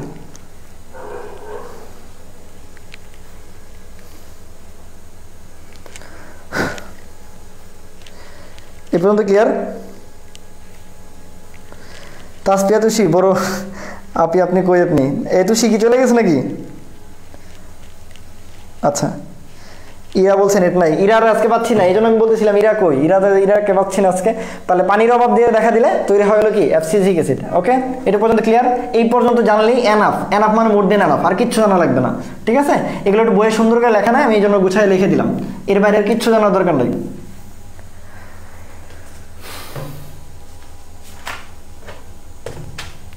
আচ্ছা, তারপর চলে আসো প্যারেনকাইমা।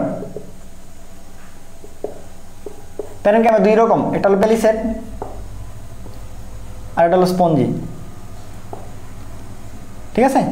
প্যালিসেডটা কিভাবে থাকে? ঘন ভাবে থাকে, আর এটা কিভাবে? ফাঁকা থাকে, ঠিক আছে? আচ্ছা, এই প্যালিসেড বা স্পঞ্জির ক্ষেত্রে একবীজপত্রীর ক্ষেত্রে যে কোনো একটা থাকে, ঠিক আছে। আর দ্বিবীজপত্রীর ক্ষেত্রে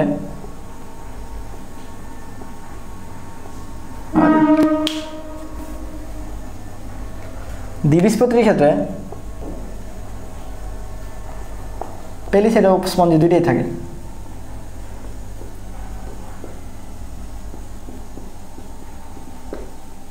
ঠিক আছে, এটা তো বুঝছো কিনা? প্যারেনকাইমা দুই ধরনের, হ্যাঁ, একটা হলো পেলিসেড প্যারেনকাইমা, একটা স্পঞ্জি প্যারেনকাইমা। পেলিসেড প্যারেনকাইমা মানে ঘন ঘনভাবে থাকে, ঘন ঘনভাবে থাকে। পেলিসেড প্যারেনকাইমা মানে কিভাবে থাকে? ঘন ঘনভাবে থাকে, বুঝছো? পেলিসেড প্যারেনকাইমা মানে ঘন ঘনভাবে থাকে, আর হলো স্পঞ্জি প্যারেনকাইমা মানে ফাঁকা ফাঁকা ভাবে থাকে। আর পেলিসেড প্যারেনকাইমা, স্পঞ্জি প্যারেনকাইমা যে কোনো একটা থাকবে হলো একবীজপত্রীতে, হয় পেলিসেড নলে স্পঞ্জি। আর দ্বিবীজপত্রীতে দুইটাই থাকবে, পেলিসেডও থাকবে স্পঞ্জিও থাকবে। একবারে বলে ফেলছি যাতে তোমাদের ক্লিয়ার হয়ে যায়। ঠিক আছে, এটা পর্যন্ত ক্লিয়ার? এই পর্যন্ত ক্লিয়ার আছে কিনা?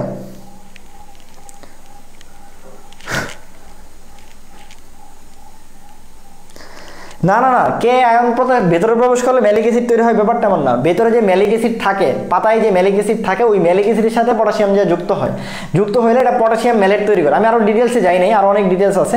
তারপর আপাতত বলতেছি যে এটা পরবর্তীতে ম্যালিক অ্যাসিডটা ম্যালেট আয়ন হয়, আর ওই ম্যালেটটার সাথে যে পটাশিয়াম যুক্ত হয়, যুক্ত হলে পটাশিয়াম ম্যালেট উৎপন্ন হয়। আর পটাশিয়াম ম্যালেট উৎপন্ন হলেই পত্রবন্ধ খুলে যায়, আর পটাশিয়াম ম্যালেট না উৎপন্ন হলে পত্রবন্ধ বন্ধ হয়ে যায়।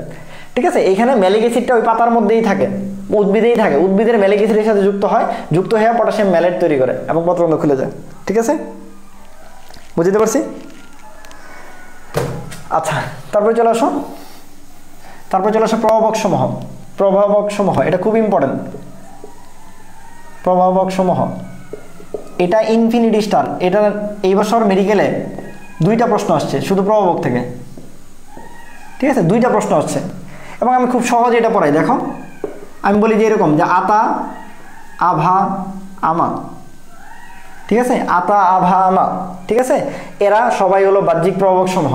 এরা কি প্রভাবক? এরা বাহ্যিক প্রভাবক সমূহ। এরা সবাই বাহ্যিক প্রভাবক সমূহ। এর বাইরে যারা আছে সব অভ্যন্তরীণ প্রভাবক সমূহ। শেষ, পড়াশোনা শেষ। আতা, আভা, আমা এরা বাহ্যিক প্রভাবক, এর বাইরে যারা আছে সবাই অভ্যন্তরীণ প্রভাবক। না, আ দিয়ে কি আছে? দেখো, আ দিয়ে হলো আলো, খ দিয়ে কি আছে? তা দিয়ে হলো তাপমাত্রা। ঠিক আছে, তারপরে গ দিয়ে কি মনে রাখবা? আপেক্ষিক আর্দ্রতা।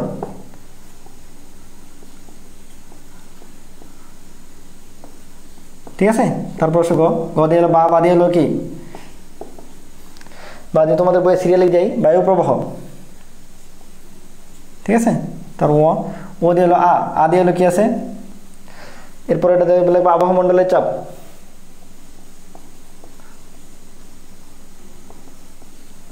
ঠিক আছে, এরপরে চ দিয়ে মনে রাখবো মা দিয়ে হলো মাটিস্থ পানি। এন্ড কেউ যদি বলো যে না আমি আতা বা আমা মনে রাখবো না, আমি মনে রাখবো আতা, পরে মনে রাখবো আব্বা, পরে মনে রাখবো আম্মা, তাও কোনো সমস্যা নেই। তুমি যদি বলো যে আতা, আব্বা, আম্মা, তাও সমস্যা নেই। হ্যাঁ, তাও দেখো সূত্র মিলে। তাহলে আতা, আব্বা, আম্মা, হ্যাঁ মনে থাকবে? কি বলছি? আতা, আব্বা, আম্মা, দেখবো হয়ে গেছে। আতা, আব্বা, আম্মা। হ্যাঁ,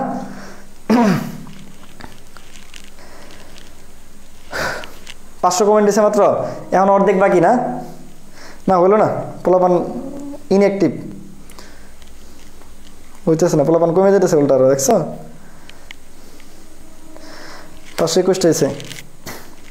আচ্ছা, ফোন বেঁচে আছে ভাইয়া গান শোনেন তো। আমি গান গেলে সব চলে যাবি তোরা, চাষ হসে নে। আমি যদি গান গাওয়া শুরু করি, পরে দেখবো যে আমার মোবাইলটা ব্রাস্ট হয়ে গেছে। এরপরে আমার হলো স্টুডেন্ট যা আছে সবগুলো আমার বাসার নিচে এসে দাঁড়ায় আছে যে ভাই এত সুন্দর গান গেছে। ঠিক আছে, কেউ আর যাইতে পারবো না, সবাই এলো আমার এনে চলে আসবে। ঠিক আছে,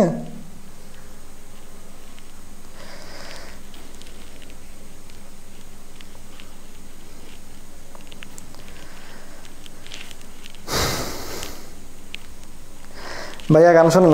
ভাইয়া বললাম তো, ভাইয়া গান গেলে সব শেষ হয়ে যাবে। না না, শিক্ষিকার দরকার নেই, নর্মাল যেগুলো প্রয়োজনীয় কমেন্ট রেডি করো। হ্যাঁ, ঠিক আছে। আচ্ছা, দেখো যেটা বলতেছিলাম, তাহলে আলো, তাপমাত্রা, আপেক্ষিক আর্দ্রতা, বায়ু প্রবাহ, আবহাওয়া মণ্ডলের চাপ, মাটিস্থ পানি। তাহলে আতা, আব্বা, আম্মা বা আতা, আব্বা, আম্মা যেটা দিয়ে মনে রাখো, এগুলো বাহ্যিক প্রভাবক। এর বাইরে যারা আছে তারা সবাই অভ্যন্তরীণ প্রভাবক। মনে রাখবা আমতা, আমতা আমতা আমতা করে লাভ নাই, ঠিক আছে? যদি তুমি পড়াশোনা পারো দেখবে তুমি স্পষ্টভাবে আনসার করতে পারতেছো। তোমার স্যার জিজ্ঞেস করছে তুমি বলতে পারতেছো বাহ্যিক প্রভাবক, তুমি পারো না, তুমি আমতা আমতা করতেছো, তার মানে তোমার পড়াশোনা কম হয়েছে। তাহলে পড়াশোনাটার সাথে সবসময় আমতার সমানুপাতিক, আমতা সবসময় সমানুপাতিক, ঠিক আছে? আমতার মধ্যে এই যে আতা আর লাস্টের মা, এই তিনটা সমানুপাতিক। আর বাকি যারা আছে বাকি তিনজন ব্যস্তানুপাতিক। এখন ভাইয়া বলবা যে সমানুপাতিক বুঝি নাই, মনে রাখবা আলো আর তাপমাত্রা যদি বাড়ে তাহলে প্রশোধন বাড়বে, প্রশোধন বাড়বে। মাটি স্তমানি যদি বাড়ে প্রশোধন বাড়বে। শেষ, পড়া শেষ। বাকিগুলো যদি বাড়ে প্রশোধন কমবে, পড়াশোনা শেষ। তাহলে তোমার যদি পরীক্ষা আসে যে আলো যদি বাড়ে প্রশোধন কি বাড়বে না কমবে, আনসার বাড়বে, কারণ সমানুপাতিক। তাপমাত্রা যদি বাড়ে প্রশোধন বাড়বে না কমবে, বাড়বে। মাটি স্তমানি যদি বাড়ে প্রশোধন বাড়বে না কমবে, বাড়বে। শেষ। আর পরীক্ষা আসছিল মেডিকেলে আপেক্ষিক আর্দ্রতা বাড়লে প্রশোধন কি হবে, তাহলে হ্রাস পাবে। এবার মেডিকেল কোশ্চেন ছিল এটা যে আপেক্ষিক আর্দ্রতা বাড়লে প্রশোধন কি হবে, আনসার হবে হ্রাস পাবে। দেখো আমার কাছে যারা পড়ছে আমি একদম সুন্দর করে এটা গুছাই পড়াইছি যে আতা বা আমা আর আমতা। আতা বা আমাটা হলো কি বাহ্যিক প্রভাবক, এর মধ্যে আমতা, আম দিয়ে হলো আ দিয়ে আলো, ম দিয়ে হলো মাটিস্থপানি, তা দিয়ে তাপমাত্রা। এই আমতারা সমানুপাতিক, বাকি সবাই ব্যস্তানুপাতিক। শেষ, পড়া শেষ পুরোটা। 2 পৃষ্ঠার মধ্যে যত পড়া আছে সব পড়াই ফেলছি, 2 পৃষ্ঠার মধ্যে যত পড়া আছে সব পড়াই ফেলছি। না না বাজেটটা একটা তো পারবা না, উপরে বড় বাজেট দিছি 1K রিয়াক্ট, এটা পারবা না আমি জানি। নিচেরটা হয়ে যাবে, নিচেরটা তো স্টিকার মারলে হয়ে যায়, উপরেরটা তো পারলো না, লাভ কি? ঠিক আছে না, গল্প বললে শেষ হবে না রে ভাই, গল্প বলবো শেষ করে তারপরে গল্প বলবো। আচ্ছা তাহলে বুঝতে পারছো কিনা? পরীক্ষা আসছিল আপেক্ষিক আর্দ্রতা বাড়লে কি হবে, হ্রাস পাবে। বায়ু প্রবাহ বাড়লে কি হবে, হ্রাস পাবে। আবহাওয়া মণ্ডলে চাপ বাড়লে কি হবে, হ্রাস পাবে। কত সহজ, ঠিক আছে? এখন আলুর মধ্যে সবচেয়ে বেশি ত্বরান্বিত করা হলো ব্লু লাইট, ব্লু লাইট। এটার বাংলা নাম কি, নীল আলো, ঠিক আছে? পরীক্ষা এটা আসছিল এবার মেডিকেলে, পারছে না অনেকে, ব্লু লাইট দেখে পারে নাই, পরীক্ষায় লেখা আছে ব্লু লাইট, আসছিল নীল আলো, সবাই লাল আলো দেখে আসছে। দেখো শালক সংশ্লেষণে ওই আলোটা লাল আলো, বাট প্রশোধনের ক্ষেত্রে প্রশোধনের আলো, প্রশোধনের যদি আলো আসে তাহলে চোখ বন্ধ করে নীল আলো। পরীক্ষায় একটা দিয়েই মনে রাখবা, প্রশোধন মানে নীল, প্রশোধন মানে নীল, প্রশোধন মানে নীল, 100 বার বলে দেবা। আর শালক সংশ্লেষণ মানেই লাল। শালক সংশ্লেষণে লাল আলো সবচেয়ে বেশি ব্যবহৃত হয়, আর প্রশোধনের ক্ষেত্রে নীল আলো সবচেয়ে বেশি ত্বরান্বিত করে, নীল আলো সবচেয়ে বেশি ত্বরান্বিত করে। ইংলিশে বলে ব্লু লাইট, ইংলিশে কি বলে, ব্লু লাইট বলে। এই ভুলটা কখনোই করবা না, এটা খুবই ইম্পর্টেন্ট একটা জিনিস, এই ভুলটা কখনোই করবা না, ঠিক আছে? অ্যাটলিস্ট আমার স্টুডেন্ট হয়ে তো অবশ্যই করবা না। এ পর্যন্ত ঠিক আছে কিনা? তাহলে ব্লু লাইট কি করে, পত্রবন্ধ বা খোলাকে কি করে, ত্বরান্বিত করে। তাহলে এই যে প্রভাবক সমূহ 2 পৃষ্ঠায় যত কথা আছে সব পড়ায় ফেলছি, সব পড়ায় ফেলছি, ঠিক আছে? তাহলে এর বাইরে যারা আছে তারা অভ্যন্তরীণ, এর মধ্যে যারা আছে তারা বাহ্যিক। বাহ্যিকের মধ্যে এই প্রথম 2টা আর লাস্টেরটা এরা সমানুপাতিক, মানে এরা যদি বৃদ্ধি পায় প্রশোধন বৃদ্ধি পাবে, বাকিগুলো যদি বৃদ্ধি পায় প্রশোধন হ্রাস পাবে, বাকিগুলো হ্রাস পাইলে প্রশোধন বৃদ্ধি পাবে। মানে ব্যস্তানুপাতিক মানে কি, বাড়লে কমবে, কমলে বাড়বে। আর সমানুপাতিক মানে কি, বাড়লেই বাড়বে, কমলে কমবে, ঠিক আছে? এটুকু বুঝছো কিনা? তাহলে মুছে দিলাম, প্রভাবক সমূহ শেষ। বাজেট যদি 2টা ক্রস করতে পারো তাহলে আজকে হলো তোমাদের জন্য একটা গিফট আছে। 2টা ক্রস করতে পারলে, একটা ক্রস করলে লাভ নাই, নিচেরটা ক্রস করলে লাভ নাই, নিচেরটা তো স্টিকার মারলে ক্রস হয়ে যাবে। উপরেরটা ক্রস করতে পারলে সবার জন্য হলো গিফট আছে। শেষ পর্যন্ত যতজন থাকবে সবার জন্য গিফট আছে। যাও,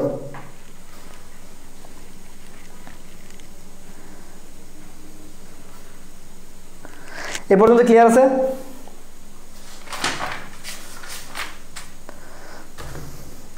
তারপর হলো প্রশোধনের উপকারিতার পর অপকারিতা। অপকারিতা দেখো, উপকারিতা অনেক, অপকারিতা একটাই, যার নাম হলো কি, অতিরিক্ত প্রশোধন হলে তার নাম উইল্টিং, উইল্টিং বলে। এই উইল্টিংটা মনে রাখবা, আর কিছু লাগবে না। অতিরিক্ত প্রশোধনকে কি বলে, উইল্টিং বলে। অতিরিক্ত প্রশোধনকে উইল্টিং বলে, অতিরিক্ত প্রশোধনকে কি বলে, উইল্টিং বলে, অতিরিক্ত প্রশোধনকে উইল্টিং বলে, ঠিক আছে? আমি আবারও বলছি, আমাদের কিন্তু এটা 7 দিন, মানে 7 দিন ফ্রি ক্লাস চলবে। হ্যাঁ, অবিসিডি ব্যাচের আন্ডারে 7 দিন ফ্রি ক্লাস চলবে। সোমবারের দিন আমরা হলো 8ম অধ্যায় পড়াবো, ঠিক আছে? বুধবারের দিন যদি হয় দেখি হলো 10ম অধ্যায় পড়াইতে পারি, অথবা হলো যে 2য় পত্র পড়াবো, যদি আমি পড়াই আর কি। হ্যাঁ, ঠিক আছে? আচ্ছা যাই হোক, তাহলে অতিরিক্ত প্রশোধন হলে তাকে উইল্টিং বলে। এই জন্য বলা হয় access of anything is very bad, অতিরিক্ত কোনো কিছুই ভালো না।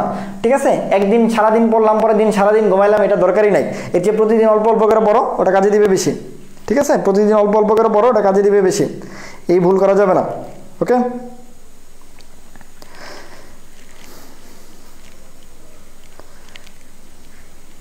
ঠিক আছে। তারপর চলে আসো প্রশোধনের উপকারিতা। উপকারিতার দরকারই নেই, উপকারিতা পরীক্ষা আসে না। পুরো উপকারিতা একটা রিডিং দিও, দিলে দিও, না দিলে দরকার নেই। আচ্ছা, এরপরে চলে আসো মোস্ট ইম্পর্টেন্ট কিছু শব্দ, প্রয়োজনীয় কিছু শব্দ। এখান থেকে প্রশ্ন আসছে ডাবিতে। ঠিক আছে, এক নম্বরে কি আছে? এক নম্বরে আছে হলো, এক নম্বরে যদি বলি তাহলে হলো অভিশ্রবণ, ইংলিশে বলো অসমোসিস। এরপর আসলে ব্যাপন, ইংলিশে যাকে বলে ডিফিউশন। ঠিক আছে, এটার সাথে আরেকটা মনে রাখবো অনুব্যাপন। অনুব্যাপন, যার ইংলিশ নাম ইফিউশন। এটা কেমিস্ট্রি পড়া, বাট আমি একটু বলে দিচ্ছি তবে। ঠিক আছে, তিন নাম্বার যদি তোমাদের বলি, আচ্ছা দুইটাকে বলি। দেখো অভিশ্রবণ আর ব্যাপনের মধ্যে বেসিক ডিফারেন্স কি? অভিশ্রবণ আর ব্যাপনের মধ্যে বেসিক ডিফারেন্স কি?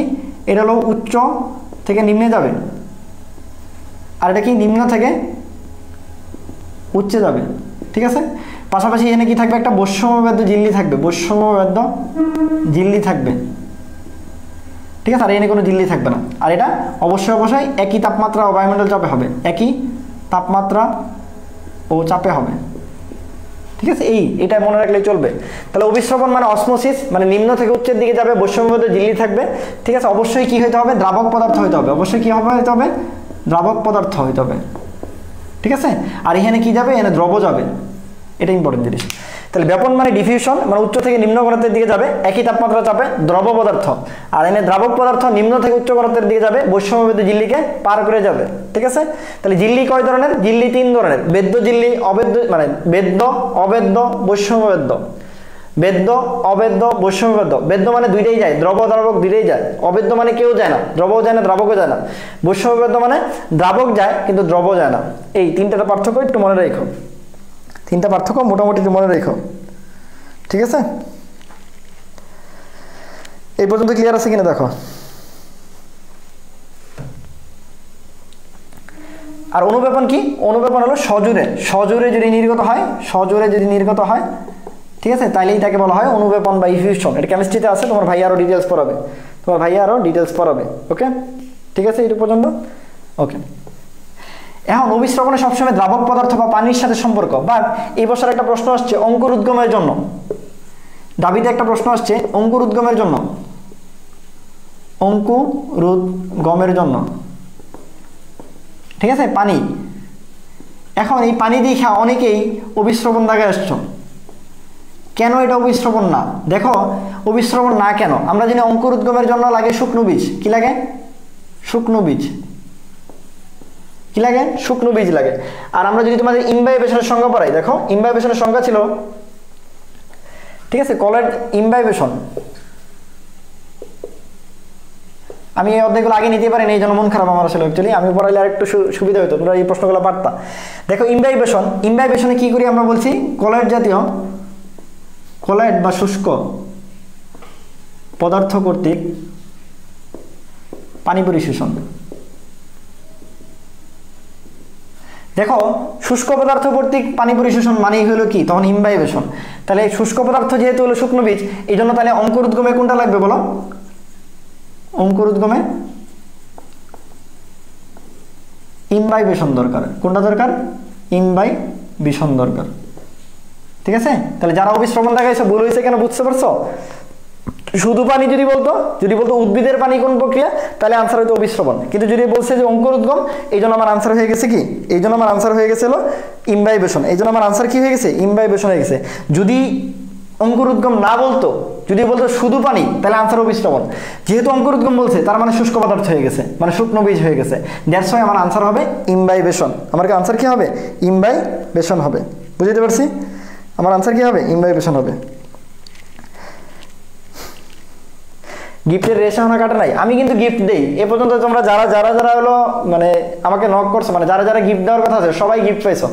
গিফট পাও না এরকম কেউ আমার, মানে যারা কথা রাখছো, যেমন হলো বলছি ক্লাসের নোট দিছো, সবাইকে গিফট দেওয়া হয়েছে। ঠিক আছে, আমি আমার কথা সবসময় রাখি, এই দুইটা ফলো করতে পারলে সবাইকে গিফট দেবো, যতজন লাস্টে থাকবে ইনশাল্লাহ। যে গিফটই দিই আমি হলো 1 টাকা দিই, কিন্তু গিফট তো গিফটই। আচ্ছা, বুঝতে পারছি। আচ্ছা, এরপরে চলে আসো অবিশ্রবণিক চাপ। অবিশ্রবণিক চাপ ইংলিশে বলা অসমোটিক প্রেসার। ঠিক আছে, এই সংক্ষেপ নাম, এটাকে বলা হয় ওপি। ঠিক আছে, খালি মনে রাখবা অবিশ্রবণের বিরুদ্ধে যে চাপ, অথবা অবিশ্রবণ বন্ধ করতে যে চাপ, আর কিছু মনে রাখার দরকার নাই। অবিশ্রবণ বন্ধ করতে যে চাপ তার নাম হলো ওপি, মানে অসমোটিক প্রেসার। ঠিক আছে, তাহলে আবারও বলতেছি, অবিশ্রবণিক চাপ মানে কি, খালি এইটুকু মনে রাখবা, অবিশ্রবণের বিরুদ্ধে যে চাপ অথবা অবিশ্রবণ বন্ধ করতে যে চাপ তার নাম অবিশ্রবণিক চাপ। তার নাম কি? অবিশ্রবণিক চাপ। পুরো মুখস্থ করার দরকার নাই, আমি যতটুকু বলি এইটুকু মনে রাখো, এগুলো হলো ট্রিক্স। এত জিনিস, এত সংজ্ঞা মুখস্থ করার দরকার নাই। অবিশ্রবণকে বন্ধ করতে যে চাপ তার নাম হলো অবিশ্রবণিক চাপ। তার নাম কি বলছি? অবিশ্রবণিক চাপ। ওকে, এই যে শুভ্রানীলা বলছে একদিন ইংলিশ এক্সামে পাইছে। ঠিক আছে, যেদিন বলছি, যাকে যেদিন বলছি সবাইকে দেওয়া হয়েছে। এরপরে চলে আসে 2টা ইম্পর্টেন্ট সংখ্যা, এটা হলো প্লাজমোলাইসিস।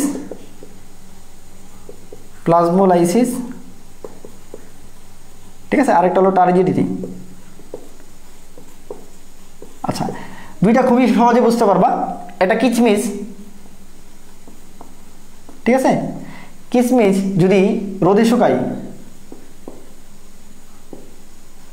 আর সেম জিনিস, এই সেম কিচমিচ যদি লবণে রাখি, দুইটা কি হবে? যদি এলো রোদে শুকাই তাহলে হলো কি একদম ছোট হয়ে যাবে, আর যদি এলো লবণে রাখি তাহলে বড় হয়ে যাবে। ঠিক আছে, এইটুকু বুঝছো তো? এইটুকু সবাই বুঝায়। তাহলে কিচমিচ রোদে যে শুকাইছি, তার মানে পানি ভিতরে ছিল, বাইরে চলে গেছে। পানি ভিতরে ছিল, বাইরে চলে গেছে। বাইরে চলে গেছে মানে কি হয়েছে? বহি অবিশ্রবণ হয়েছে। কি হয়েছে? বহি অবিশ্রবণ হয়েছে। ইংলিশে যদি বলি এক্সো অসমোসিস হয়েছে। ঠিক আছে, আর লবণে রাখছি, লবণের মধ্যে থেকে লবণের পানিটা ভিতরে ঢুকছে, এই জন্য এটা বড় হয়েছে, তাহলে এটা অন্তঃবিশ্রবণ করছে। ইংলিশে কি বলে? এন্ডো, অন্ত মানে এন্ডো, অসমোসিস। ঠিক আছে, তাহলে দেখো এই যে বহি অবিশ্রবণের ফলে এটা ছোট হয়ে গেছে, মানে আলটিমেটলি কি? প্লাজমোলাইসিস মানে কি? লাইসিস মানে ভাঙন। ঠিক আছে, প্লাজমাটা ভেঙে ছোট হয়ে গেছে, তাহলে এই বহি অবিশ্রবণের ফলে যে ছোট হয়ে যাওয়া, এটাকে বলা হয় প্লাজমোলাইসিস। লাইসিস মানে ভাঙন। আর অন্তঃবিশ্রবণের কারণে বা এন্ডোসমোসিসের কারণে যে বড় হয়ে গেছে, এটাকে বলা হয় টার্জিডিটি, বা বাংলায় বললে রসস্ফীতি। বাংলায় কি? রসস্ফীতি। ঠিক আছে, বাংলায় বলে কি? রসস্ফীতি। এখন ইম্পর্টেন্ট জিনিস, তুমি যদি একটা বেলুনকে ফু দাও, বেলুনকে ফু দিচ্ছ, এই ফুটা কিন্তু বেলুনের গায়ে যায় ধাক্কা দিচ্ছে, কারণে বেলুন বড় হচ্ছে। ভালো মতো বুঝো, বেলুনে যে ফু দিচ্ছ, বেলুনটার গায়ে যায় ধাক্কা দেওয়ার কারণে বেলুনটা বড় হচ্ছে, মানে বেলুনটা বড় হচ্ছে। তার মানে একটা জিনিস যখন ফুলতে যায়, তখন এটা গায়ের প্রাচীরে যায় ধাক্কা দেয়। ঠিক আছে, প্রাচীরে যায় ধাক্কা দিলে যে চাপটা, তার নাম হলো টার্গার প্রেসার। তার নাম কি? টার্গার প্রেসার। তো পরীক্ষা আসে টার্গার প্রেসার মানে কি? টার্গার প্রেসার মানে কি? এটাকে ইংলিশে বলে টিপি। তাহলে ওটা ছিল ওপি অসমোটিক প্রেসার, আর এটা টিপি মানে হলো কি? টার্গার প্রেসার। টার্গার প্রেসার মানে কি? ওই যে প্রোটোপ্লাজম কর্তৃক কোষ প্রাচীরের উপর যে চাপ, তাকে বলা হয় টার্গার প্রেসার। ঠিক আছে, তাহলে আমি কি বলছি? রসস্ফীতির সময়, ঠিক আছে, যে চাপ দেয়, রসস্ফীতির সময় যে চাপ, তার নামই টার্গার প্রেসার বা টার্জিডিটি। ঠিক আছে, তার নামই কি? টার্গার প্রেসার বা টার্জিডিটি। ঠিক আছে, ভূতের সাউন্ড, তাই নাকি? আমার পাশে কি ভূত আসছে নাকি? গায়েবী আওয়াজ আসতেছে। আল্লাহ, সব এক্সামে যারা ভালো করে তাদেরও, হ্যাঁ হ্যাঁ অবশ্যই নেক্সট এক্সামে আবার গিফট পাওয়া যাও। এই যে উদ্ভিদ সারিতত্ত্ব এক্সামে আবার যারা 20 পাবা তাদেরকে গিফট দেওয়া হবে। যাও, এই আজকে ঘোষণা দিয়ে দিলাম তো, এটা তো পারবা না, এই জন্য গিফট দিয়ে দিলাম। যাও, উদ্ভিদ সারিতত্ত্ব এক্সামে 20 যারা পাবা, 20 যারা পাবা, তাদের জন্য গিফট আছে। হ্যাঁ, চূড়ামি করে এক্সাম দেওয়া যাবে না, 9:30টার মধ্যে এক্সাম দিতে হবে, এবং এক্সাম একবার দেওয়া যাবে, 2বার দেওয়া যাবে না। ঠিক আছে, বুঝতে পারছি?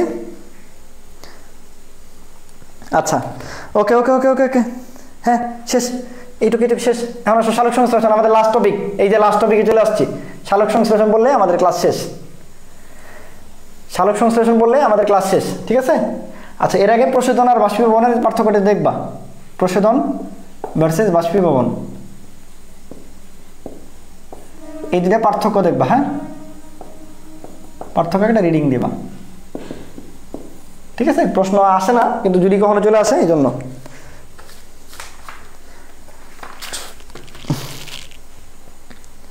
আচ্ছা, আরেকটা ইম্পর্টেন্ট কথা, ইমবাইবেশনের ক্ষেত্রে যেসব পদার্থ পানি শোষণ করে তাদেরকে বলা হয় হাইড্রোফিলিক পদার্থ। কি বলা হয়? হাইড্রোফিলিক পদার্থ, ঠিক আছে। তাদের কি কি বলা হয়? হাইড্রোফিলিক পদার্থ। হ্যাঁ, যেমন কি কি আছে এই উদাহরণগুলো পরীক্ষায় আসে। আঠা, সেলুলোজ, স্টার্চ, আঠা, সেলুলোজ, স্টার্চ, ঠিক আছে। Protein, gelatine, protein, gelatine. হ্যাঁ, নামগুলো একটু মনে রেখো। হ্যাঁ, নামগুলো একটু মনে রেখো। এই পর্যন্ত ক্লিয়ার আছে পোলাপান?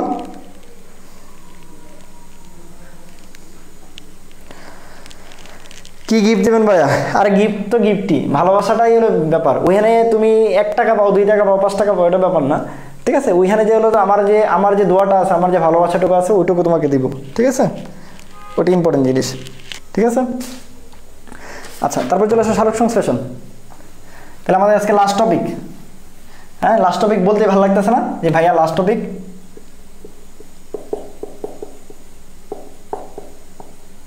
ফটোসিনথেসিস। হ্যাঁ, ঠিক আছে। ফটোসিনথেসিস এটা আবিষ্কার করছেন বিজ্ঞানী বার্নেস 1898 সালে, ঠিক আছে। 1898 সালে বিজ্ঞানী বার্নেস সেটা আবিষ্কার করছেন। যার মানে উনি বলছে যে ফটো মানে আলো, আর সিনথেসিস মানে সংশ্লেষণ। অর্থাৎ আলোর যে সংশ্লেষণ তার নাম হলো সালোক সংশ্লেষণ, বা একে বলা যায় আলোক সংশ্লেষণ। তাকে কি বলা যায়? আলোক সংশ্লেষণ, ঠিক আছে। তার আলোর যে সংশ্লেষণ তার নাম হলো আলোক সংশ্লেষণ। এটাকে সুন্দর করে বললে আলোক না বলে কি বলি? আমরা বলি সালোক সংশ্লেষণ, ঠিক আছে। তাহলে আমরা বলি সালোক সংশ্লেষণ। বুঝতে পারছি? এটা পর্যন্ত ক্লিয়ার? এই প্রক্রিয়ায় কি কি ইউজ হয়? হলো ব্যবহৃত হয় 4টা জিনিস: কার্বন ডাইঅক্সাইড, পানি, এই দুটা সবাই পারে, আর বাকি দুটা পারে না। সেটা হলো সূর্যালোক, পানি, কার্বন ডাইঅক্সাইড, সূর্যালোক, ঠিক আছে। আর একটা হলো ক্লোরোফিল। এই জিনিসটা একবার মেডিকেল আসছিল যে কি কি জিনিস লাগে। কার্বন ডাইঅক্সাইড পানিতে সবাই জানে, তো সূর্যালোক কি লাগে না? অবশ্যই লাগে। ক্লোরোফিল কি লাগে না? অবশ্যই লাগে। ক্লোরোফিলকে লাগে না? অবশ্যই লাগে, ঠিক আছে। ওকে, আচ্ছা, এরপর চলে আসো সালোক সংশ্লেষণের একটা সংজ্ঞা আছে, সংজ্ঞাটা পড়বা, সংজ্ঞাটা পড়বা। হ্যাঁ, আর সংজ্ঞা থেকে যেটা মনে রাখবা, একটা উপজাত তৈরি হয়। কি তৈরি হয়? উপজাত হিসেবে অক্সিজেন পাই। এটা পরীক্ষা আসে যে উপজাত হিসেবে কি পাই? উপজাত হিসেবে কি পাই? অক্সিজেন পাই। উপজাত হিসেবে কি পাই? অক্সিজেন পাই। উপজাত হিসেবে কি পাই বলো? অক্সিজেন পাই, ঠিক আছে। এর পর্যন্ত ক্লিয়ার?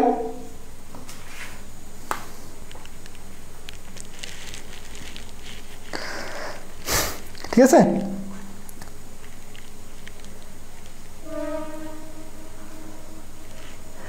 দেখি, এটাও চিন্তা ভাবনা আছে, মান্থলি এক্সাম একটা নিতে পারি, দেখি, ঠিক আছে। ঈদের আগে দেখি যে প্ল্যান করে ওটা নিবো কিনা, দেখি যা যা পড়াইছি এগুলোর উপরে। হ্যাঁ, আচ্ছা, এটা পর্যন্ত ঠিক আছে?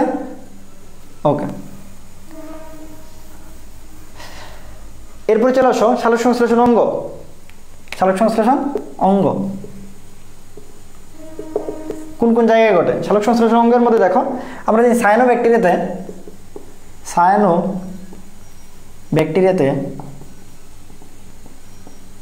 ঠিক আছে, আমরা জানি সায়ানো ব্যাকটেরিয়াতে ক্লোরোপ্লাস্ট নেই।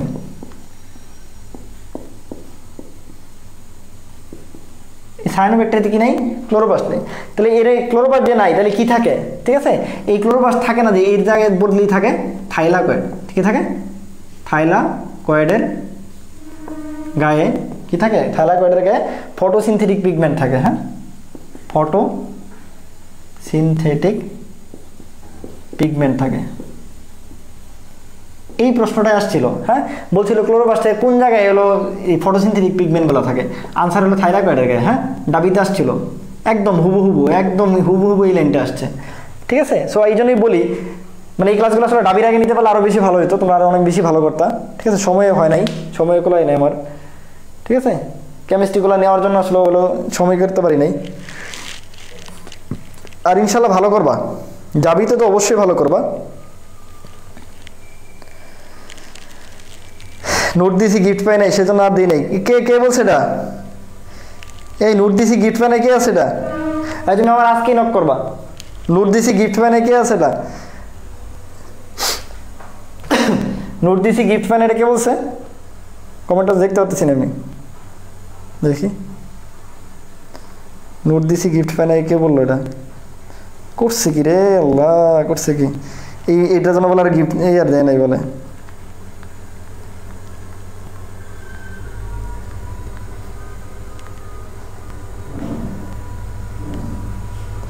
পেইড আনপেইড নাই, আবার পেইড আনপেইড কি? সবাই আমার স্টুডেন্ট, সব স্টুডেন্ট আবার।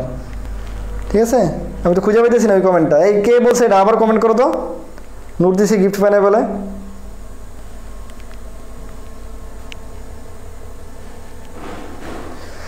রকি তোরে মাথা মতো বাড়ি দিমু। রকি বলে গিফট পাই না। হাই রে, আমার কাছে থাকো।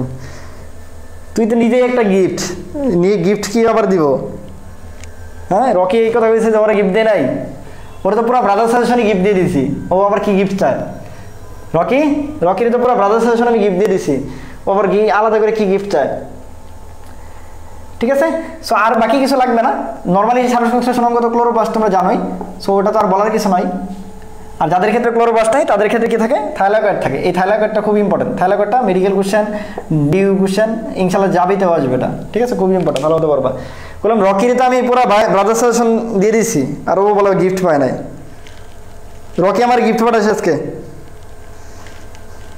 ফারহান হাজিরি না, ওই কুম্ভকুল সবাই হাসতেছে। রকি ভাই বলছে, রকি ভাই তো বস পাবলিক, ও তো বলবেই। আচ্ছা, তারপর চলে আসো অবস্থানে চলে আসো। অবস্থানে দেখো একটা জিনিস তোমাদের শিখাই দিই আমি। ফটোসিনথেটিক অঙ্গ, তারপর যদি তোমার বলি ফটোসিনথেসিস অঙ্গাণু, এরপর যদি বলি ফটোসিনথেসিস এর স্থান, তিনটা জিনিস একবার বলে দিই তাহলেই একদম ক্লিয়ার হয়ে যাবে। আচ্ছা, অঙ্গ যদি বলে তাহলে হলো সবুজ অঙ্গ, ঠিক আছে, বা সবুজ পাতা, সবুজ অঙ্গ বা। আর অঙ্গাণু যদি বলে ক্লোরোপ্লাস্ট।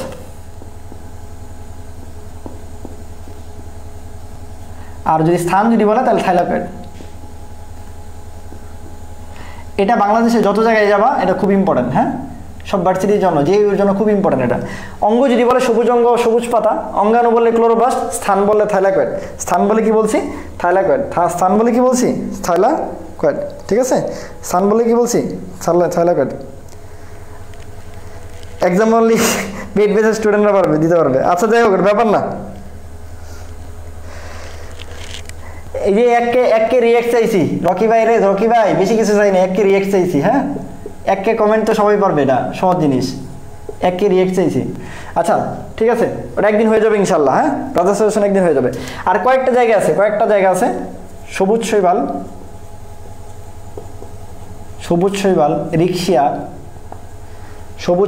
রিক্সিয়া, মার্কেনশিয়া।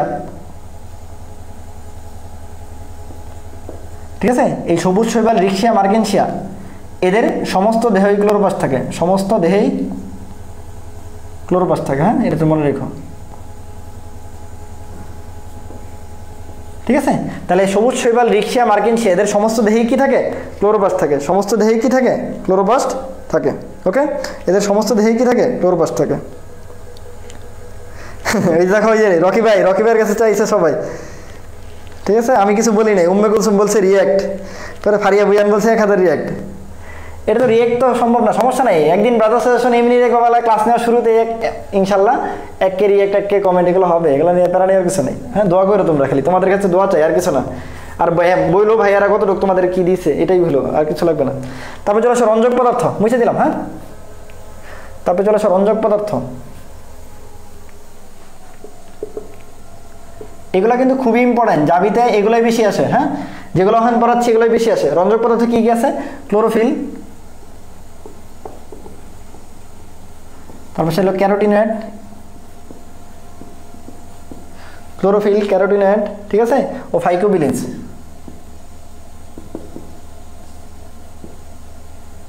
খালি দোয়া চাই তোমাদের কাছে, সবার কাছে দোয়া চাই, আর কিছু না। ব্রাদার সেশনের জন্য দোয়া করো, মন থেকে একটু দোয়া করো। আর ভাইয়ারা মানে ভাইয়ারা যতটুকু করছে অতটুকু বইলো, তাহলেই হবে। বেশি বলার দরকার নাই, কম বলার দরকার নাই, ঠিক আছে। বইলো ভাইয়ারা তোমাদের জন্য কি করতে পারছে বা কতটুকু চেষ্টা করছে আর কি। ওকে, তারপর হলো ক্লোরোফিল। ক্লোরোফিল দুই ধরনের, একটা ক্লোরোফিল এ আর একটা হলো ক্লোরোফিল বি। দেখো ক্লোরোফিল মানেই সবুজ, এটুকু বুঝো আগে। ক্লোরোফিল মানেই কি? সবুজ। এর বি ফর ব্লু, ব্লু মানে নীল, ঠিক আছে। তাহলে এই যে বিটা যে হবে, তাহলে এটা কি হবে? নীলাভ সবুজ। মুখস্থ করার দরকার আছে? ক্লোরোফিল বিটা কি? নীলাভ সবুজ। তাহলে এটা কি হবে? এটা হলো হলদে সবুজ, ঠিক আছে। এটা হলো হলদে সবুজ, বুঝছো? তাহলে মুখস্থ করার সিস্টেমটা দেখো। ক্লোরোফিল মানেই সবুজ, and B for blue, blue মানে নীল, এই জন্য নীলাভ সবুজ। আরেকটা যেটা আছে হলদে সবুজ। এবং এইখানে রঞ্জক পদার্থগুলোর ক্ষেত্রে মনে রাখবা, একটা কালার যদি তুমি পায় ফেলো, একটা কালার যদি পাও তুমি, একটা কালার পেলে অন্যটা সবসময় হলুদ হবে। মানে যেমন একটা নীল পাইছো, তার মানে আরেকটা হলুদ হবে। একটা কমলা পাইলে আরেকটা হলুদ হবে, একটা লাল পাইলে আরেকটা হলুদ হবে, এরকম। মানে একটা কালার পাইছো মানে আরেকটা হলুদ হবে মোটামুটি। হ্যাঁ, এটা একটা সূত্রের মতো, আমরা একটু মিলাই দেখাই দিব তোমাদের। হ্যাঁ, আচ্ছা, তাহলে ক্লোরোফিল এ, ক্লোরোফিল এ কিরকম? হলদে সবুজ। ক্লোরোফিল বি কিরকম? নীলাভ সবুজ। ক্লোরোফিল বি কিরকম? নীলাভ সবুজ, ঠিক আছে। ক্লোরোফিল বি কেমন? নীলাভ সবুজ। এটা বুঝছো কিনা? হ্যাঁ, গিফট তো সবারই দিব। তোমরা চাইলে একটা বাংলা পরীক্ষা নিতে পারি। 15কে লাইভে উপস্থিত ছিল, ইনশাল্লাহ আস্তে আস্তে ব্রাদার সাজেশন গ্রুপে হবে।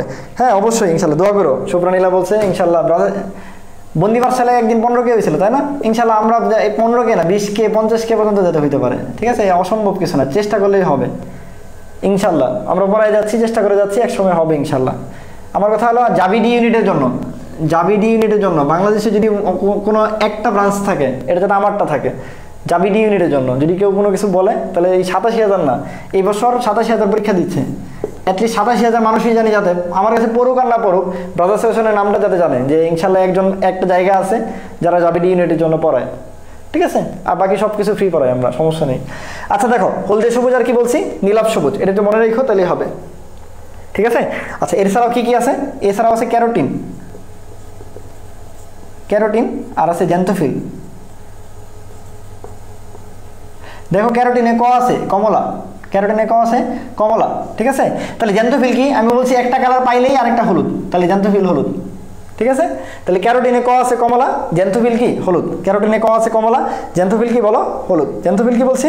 হলুদ। এটা পারবে না? জ্যান্থোফিল কি? হলুদ, ঠিক আছে। এর মধ্যে দেখো ক্লোরোফিল এ কে কেন ক্লোরোফিল এ বলা হয়? মনে রাখবা, ক্লোরোফিল এ, এটা হলো অ্যাক্টিভ, এটা হলো অ্যাক্টিভ, এজন্য ক্লোরোফিল এ কে বলা হয় সক্রিয় অণু। ক্লোরোফিল এ কে কি বলা হয়?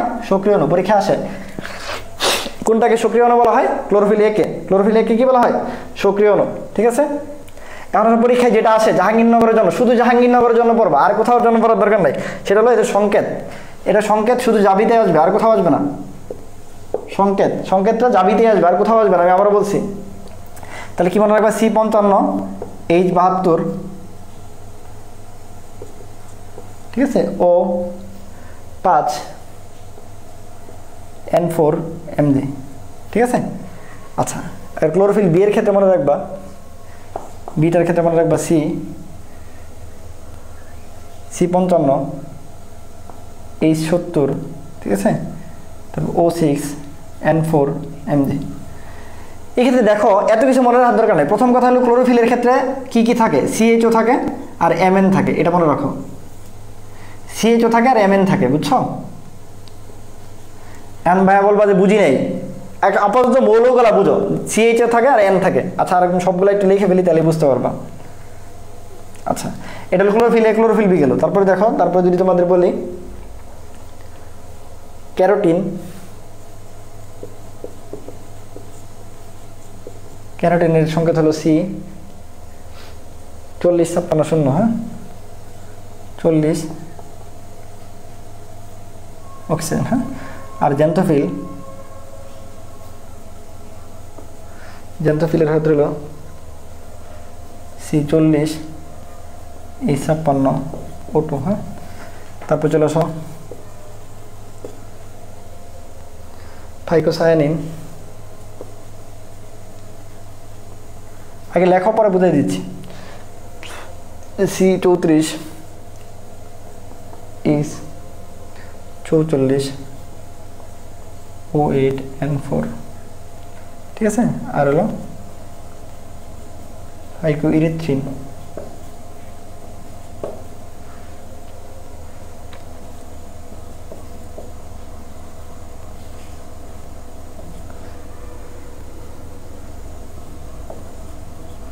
আচ্ছা দেখো এখানে একটু খেয়াল করো, ঠিক আছে। ক্লোরোফিল এগুলোর ক্ষেত্রে দেখো এখানে মূল 1 2 3 4 5টা, ঠিক আছে। এখানে দেখো 1 2 3 4 5টা। আবার ক্যারোটিনের ক্ষেত্রে দেখো 1 2 3টা, মূল কয়টা 1 2 3টা। আর ফাইকোসায়ানিন ফাইকোইরিথ্রিনে দেখো মূল 1 2 3 4টা, তাহলে এখানে মূল হলো 4টা, ঠিক আছে।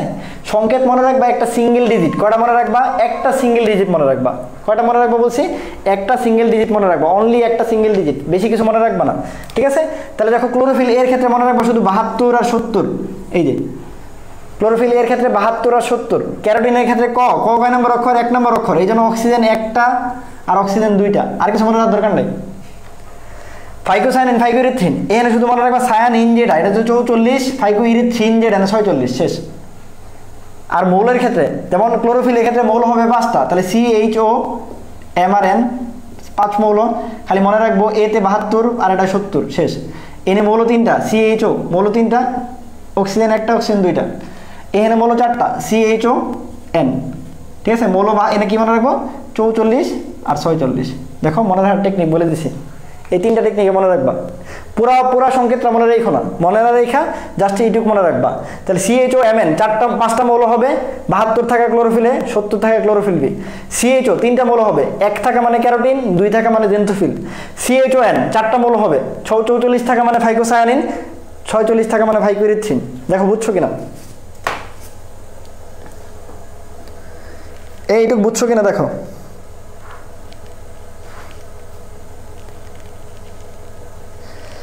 এইটুকু বুঝছো কিনা দেখো। সংকেত বুঝার কিছু নাই, সংকেত জাস্ট খালি এইটুকু মনে রাখো যে 72 থাকলে হলো এ, 70 থাকলে বি। মৌল কটা? 5টা মৌল থাকবে, আর বাকিগুলোর দিকে তাকানোর দরকার নাই, তুমি জাস্ট এই 2টা মৌল দেখবা, এই মৌলটা দেখবা যে 72 আর 70 আছে কিনা, ঠিক আছে। এটা বুঝছো কিনা দেখো। মৌল 5টা, 72 আর 70, এ আর বি। ক্যারোটিন মৌল 3টা, 1 আর 2, ঠিক আছে। ফাইকোসায়ানিন ফাইকোইরিথ্রিন মৌল 4টা, 44 আর 46। মানে তুমি পরীক্ষার অপশনে তোমার এই 6টা মৌলই থাকবে, এর বাইরে কোনো মৌল থাকবে না। তাহলে তোমাকে খুঁজে বের করতে হবে কিভাবে? আমি যে টেকনিকটা দিছি যে মৌল 5টা, বাকিগুলোর দিকে তাকানোর দরকার নাই, বাকি সব ভুলে যাও। এখানে কয়টা আছে ভুলে যাও, সবগুলো ভুলে যাও, তুমি খালি 72টা দেখবা, 70টা দেখবা, তাহলে অ্যান্সার দেখাবো। বুঝছো? এইটা বুঝছো কিনা? মল্লিকা মৌলি, জি ভাইয়া। উমে কুলসুম বুঝছি, রকি বলছে ক্লিয়ার। উমে কুলসুম ভাই, ঠিক আছে। ফাবিয়া নূর বলছে জি ভাইয়া, ঠিক আছে। শুভ্রনীল বলছে ক্যারোটিন জেন্থোফিল, গুড। মানে এই ব্যাপারটা লাস্টলি মানে মূল মুদ্রা কথা যেটা হলো, সব কিছু ভুলে যাওয়া, রঞ্জক পদার্থ থেকে যেটা করতে হবে সব মৌল ভুলে যাও, এই যে মুছা দিলাম সব, হ্যাঁ। ভাইয়া 3টা কথা বলছে, ভাইয়া কটা কথা বলছে? 3টা কথা বলছে, যে ক্লোরোফিল এর বি এর ক্ষেত্রে CHO MRN, ঠিক আছে। Chlorophyll A